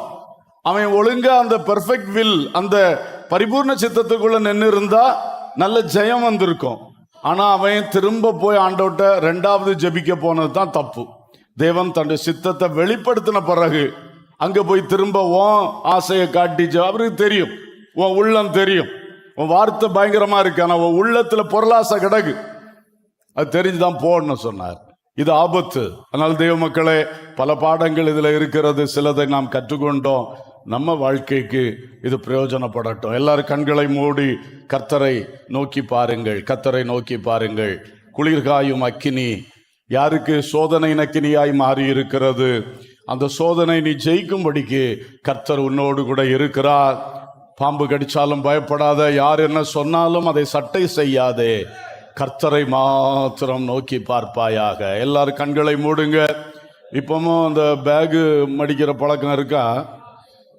டெய்லி சொல்லணுமா? கண்களை மூடி ஜெபிங்க, ஜெபிங்க. எல்லாரும் வாய் திறந்து ஸ்தோத்திரம் பண்ணுங்க. பிள்ளைகள், தம்பி எல்லாம் முழங்கால் போடு, முழங்கால் போடு. பிள்ளைகள் எல்லாம் முழங்கால் போடு. ஆமென். ஜோமனு, பயபக்தியா ஜோமனு. ஹல்லேலூயா, ஸ்தோத்திரம், ஸ்தோத்திரம், ஸ்தோத்திரம். ஹல்லேலூயா, ஹல்லேலூயா, ஹல்லேலூயா. அக்கினி சோதனை பட்சிக்க வந்தோம், முச்சடி தன்னில் தோன்றிய தேவன். அக்கினி சோதனை பட்சிக்க வந்தோம், முச்சடி தன்னில் தோன்றிய தேவன். பாதுகாத்தாரே அவன் அல்லவன், அவன் கிருபை என்றும் உள்ளது. பாதுகாத்தாரே அவன் அல்லவன், அவன் கிருபை என்றும் உள்ளது. தேவ கிருபை என்றும் உள்ளது, அவ கிருபை என்றும் உள்ளது. அவரை போற்றி துதித்து பாடி அல்லேலூயா என்றார் பறிப்போம். அவரை போற்றி துதித்து பாடி அல்லேலூயா என்றார் பறிப்போம். வெள்ளம் போல் நிந்தை மேற்கொள்ள வந்தோம், வீரன் நெகேமியா ஆவியை அழித்து. வெள்ளம் போல் நிந்தை மேற்கொள்ள வந்தோம், வீரன் நெகேமியா ஆவியை அழித்து. திட நம்பிக்கை தைரியம் ஈந்தாரே, அவர் கிருபை என்றும் உள்ளது. திட நம்பிக்கை தைரியம் ஈந்தாரே, அவர் கிருபை என்றும் உள்ளது. என்னை நடத்தினார் அவர் நல்லவர், அவர் கிருபை என்றும் உள்ளது. என்னை நடத்தினார், இம்மட்டும் என்னை நடத்தினவர் இனிமேலும் என்னை நடத்துவார். அவருடைய கிருபை என் மேல் இருக்கிறதுனால சில வேளை எனக்கு அனுகூலமா இருக்கிற அக்கினிகள் எல்லாம் ஆமென் சோதனை அக்கினியாய் மாறி போனாலும், அந்த சோதனைக்குள்ளே வேறு பல நிந்தைகள், அவமானங்கள், வேறு பல சோதனைகள் வந்தாலும் நான் பயப்படேன். தேவரீர் என்னோட கூட இருக்கிறீர். அக்கினி சூளையின் நடுவில் சென்றாலும் அவர்களை ஆமென் வஸ்திரத்தில் கூட அந்த மனம் வீசாமல் வெற்றியோடு வெளியே கொண்டு வந்த தேவன் நீர் அல்லவோ. உம்மை நான் விசுவாசிக்கிறேன். பயம் இயேசுவின் நாமத்தில் இப்பொழுது உதறி தள்ளுகிறேன். ஹல்லேலூயா. அந்த கலக்கத்தை, திகிலை இப்பொழுது இயேசுவின் நாமத்தில் உதறி தள்ளுகிறேன். உங்க அக்கினியினால் அதை சுட்டரித்தே போடுங்க. ஓலா கத்தாலா ரிபாலா சங்கூரா திவனமா தலா கபா ரபோ சந்தலா. அந்த அவிசுவாசத்தை, அந்த சந்தேகத்தை இயேசுவின் நாமத்தினால உதறி போட்டு விடுகிறேன், உதறி போட்டு விடுகிறேன். உங்க அக்கினியினால சுட்டரித்துருங்க. Glory, glory, glory, glory. ஜெயமெடுத்து விடுவீர்களாக, ஜெயப்படுத்து விடுவீர்களாக. கர்த்தர் உங்களை பலப்படுத்துவார். ஆபே, கர்த்தருடைய வார்த்தைக்குள்ளதான் நீங்க நிக்கிறீங்க. அந்த வார்த்தை உங்களுக்கு நன்மையாக முடியட்டும். ஆமென், ஆமென். இன்றைக்கு தீமையா இருந்தாலும் நாளைக்கு அதை நன்மையா மாற்றுவார். விசுவாசத்தோட பின்பற்றுங்க. தவறுக்கு பேதுரு மாதிரி மனங்கசந்து அழுங்க, மனங்கசந்து அழுது மனம் திரும்புங்க. Hallelujah, hallelujah, hallelujah. Praise God, praise God, praise God. கர்த்தர் கிருபை செய்வாராக, கிருபை செய்வாராக. அன்புள்ள பிதாவே, நல்ல தகப்பனே, ஸ்தோத்திரம் செலுத்துகிறோம், வாழ்த்துகிறோம். பேதுருவும் பவுலும் குளிர்காய்ந்த அக்கினி திடீர்னு சோதனை அக்கினியாய் மாறின பிறகும் அவர் விழுந்து எழும்பினார். இவர் விழாமலே ஜெயம் சிறந்து ஊழியம் செய்தார். பவுலை போன்ற அனுபவங்களை எங்களுக்கு தாரும் ஆண்டவரே. 2 பேரும் உங்களால் பயன்படுத்தப்பட்ட தேவ பிள்ளைகள் தான். நாங்கள் அவங்கள குறை சொல்றதுக்கு யாரும் இல்லை. ஆனால் பாடமாக நாங்கள் படித்து கொண்டோம் அப்பா. எங்கள் வாழ்வில் தோல்வி வரவே கூடாது. விழுந்து விழுந்து எழும்புகிற நிலைமைகளிலிருந்தோ எங்களை தூக்கி எடுத்து இனி ஸ்திரப்படுத்தி வழிநடத்தும்படி ஜெபிக்கிறோம். ஹல்லேலூயா. பவுலை போல நல்ல ஜெயமுள்ள வாழ்க்கையும் எங்களுக்கு தந்து தொடர்ந்து எந்த சூழ்நிலையிலும் உங்க பிரியத்தை செய்யும்படி, உங்க சித்தத்தை செயல்படுத்தும்படி எங்க வாழ்க்கையிலும் சரி, நாங்க உங்களுக்காக செய்யக்கூடிய கிரியைகளிலும் சரி, உங்க சித்தத்தை நிறைவேற்ற எல்லாருக்கும் கிருபைதார். யாருக்குள் இந்த வசனம் எந்த இடத்தை தொடணுமோ, எங்க கிரியை செய்யணுமோ, ஆவியானவரே அந்த ஊழியத்தை தொடர்ந்து செய்யும்படி உங்க கரத்துல நாங்கள் அர்ப்பணிக்கிறோம். இந்த வார்த்தை உள்ளங்கள்ல விதைக்கப்பட்டு முளைத்தெழும்பட்டும் என்று ஜெபிக்கிறோம். ஆசீர்வதியும் பொறுப்படும். உபவாச ஜெப நாட்களை தொடர்ந்து எங்களுக்கு மேன்மையாக்கி தாரும். துதி, கனம், மகிமை உமக்கே செலுத்துகிறோம். இயேசுவின் நாமத்தில் கேட்கிறோம் ஜீவனுள்ள பிதாவே, ஆமென். என் ஆத்துமாவே கர்த்தரை ஸ்தோத்திரி, பரிசுத்த நாமத்தை ஸ்தோத்திரி. என் ஆத்துமாவே கர்த்தரை ஸ்தோத்திரி, அவர் செய்த சகல உபகாரங்களை மறவாதே. ஆமென். நம்முடைய கர்த்தராகிய இயேசு கிறிஸ்துவின் கிருபையும் பிதாவாகிய தேவனுடைய அன்பும் பரிசுத்த ஆவியானுடைய ஐக்கியமும் சிநேகமும் வழி நடத்துதலும் பாதுகாவலும் நம் அனைவரோடும் சகல பரிசுத்தவான்களோடும் சதா காலங்களிலும் இருப்பதாக. ஆமென்.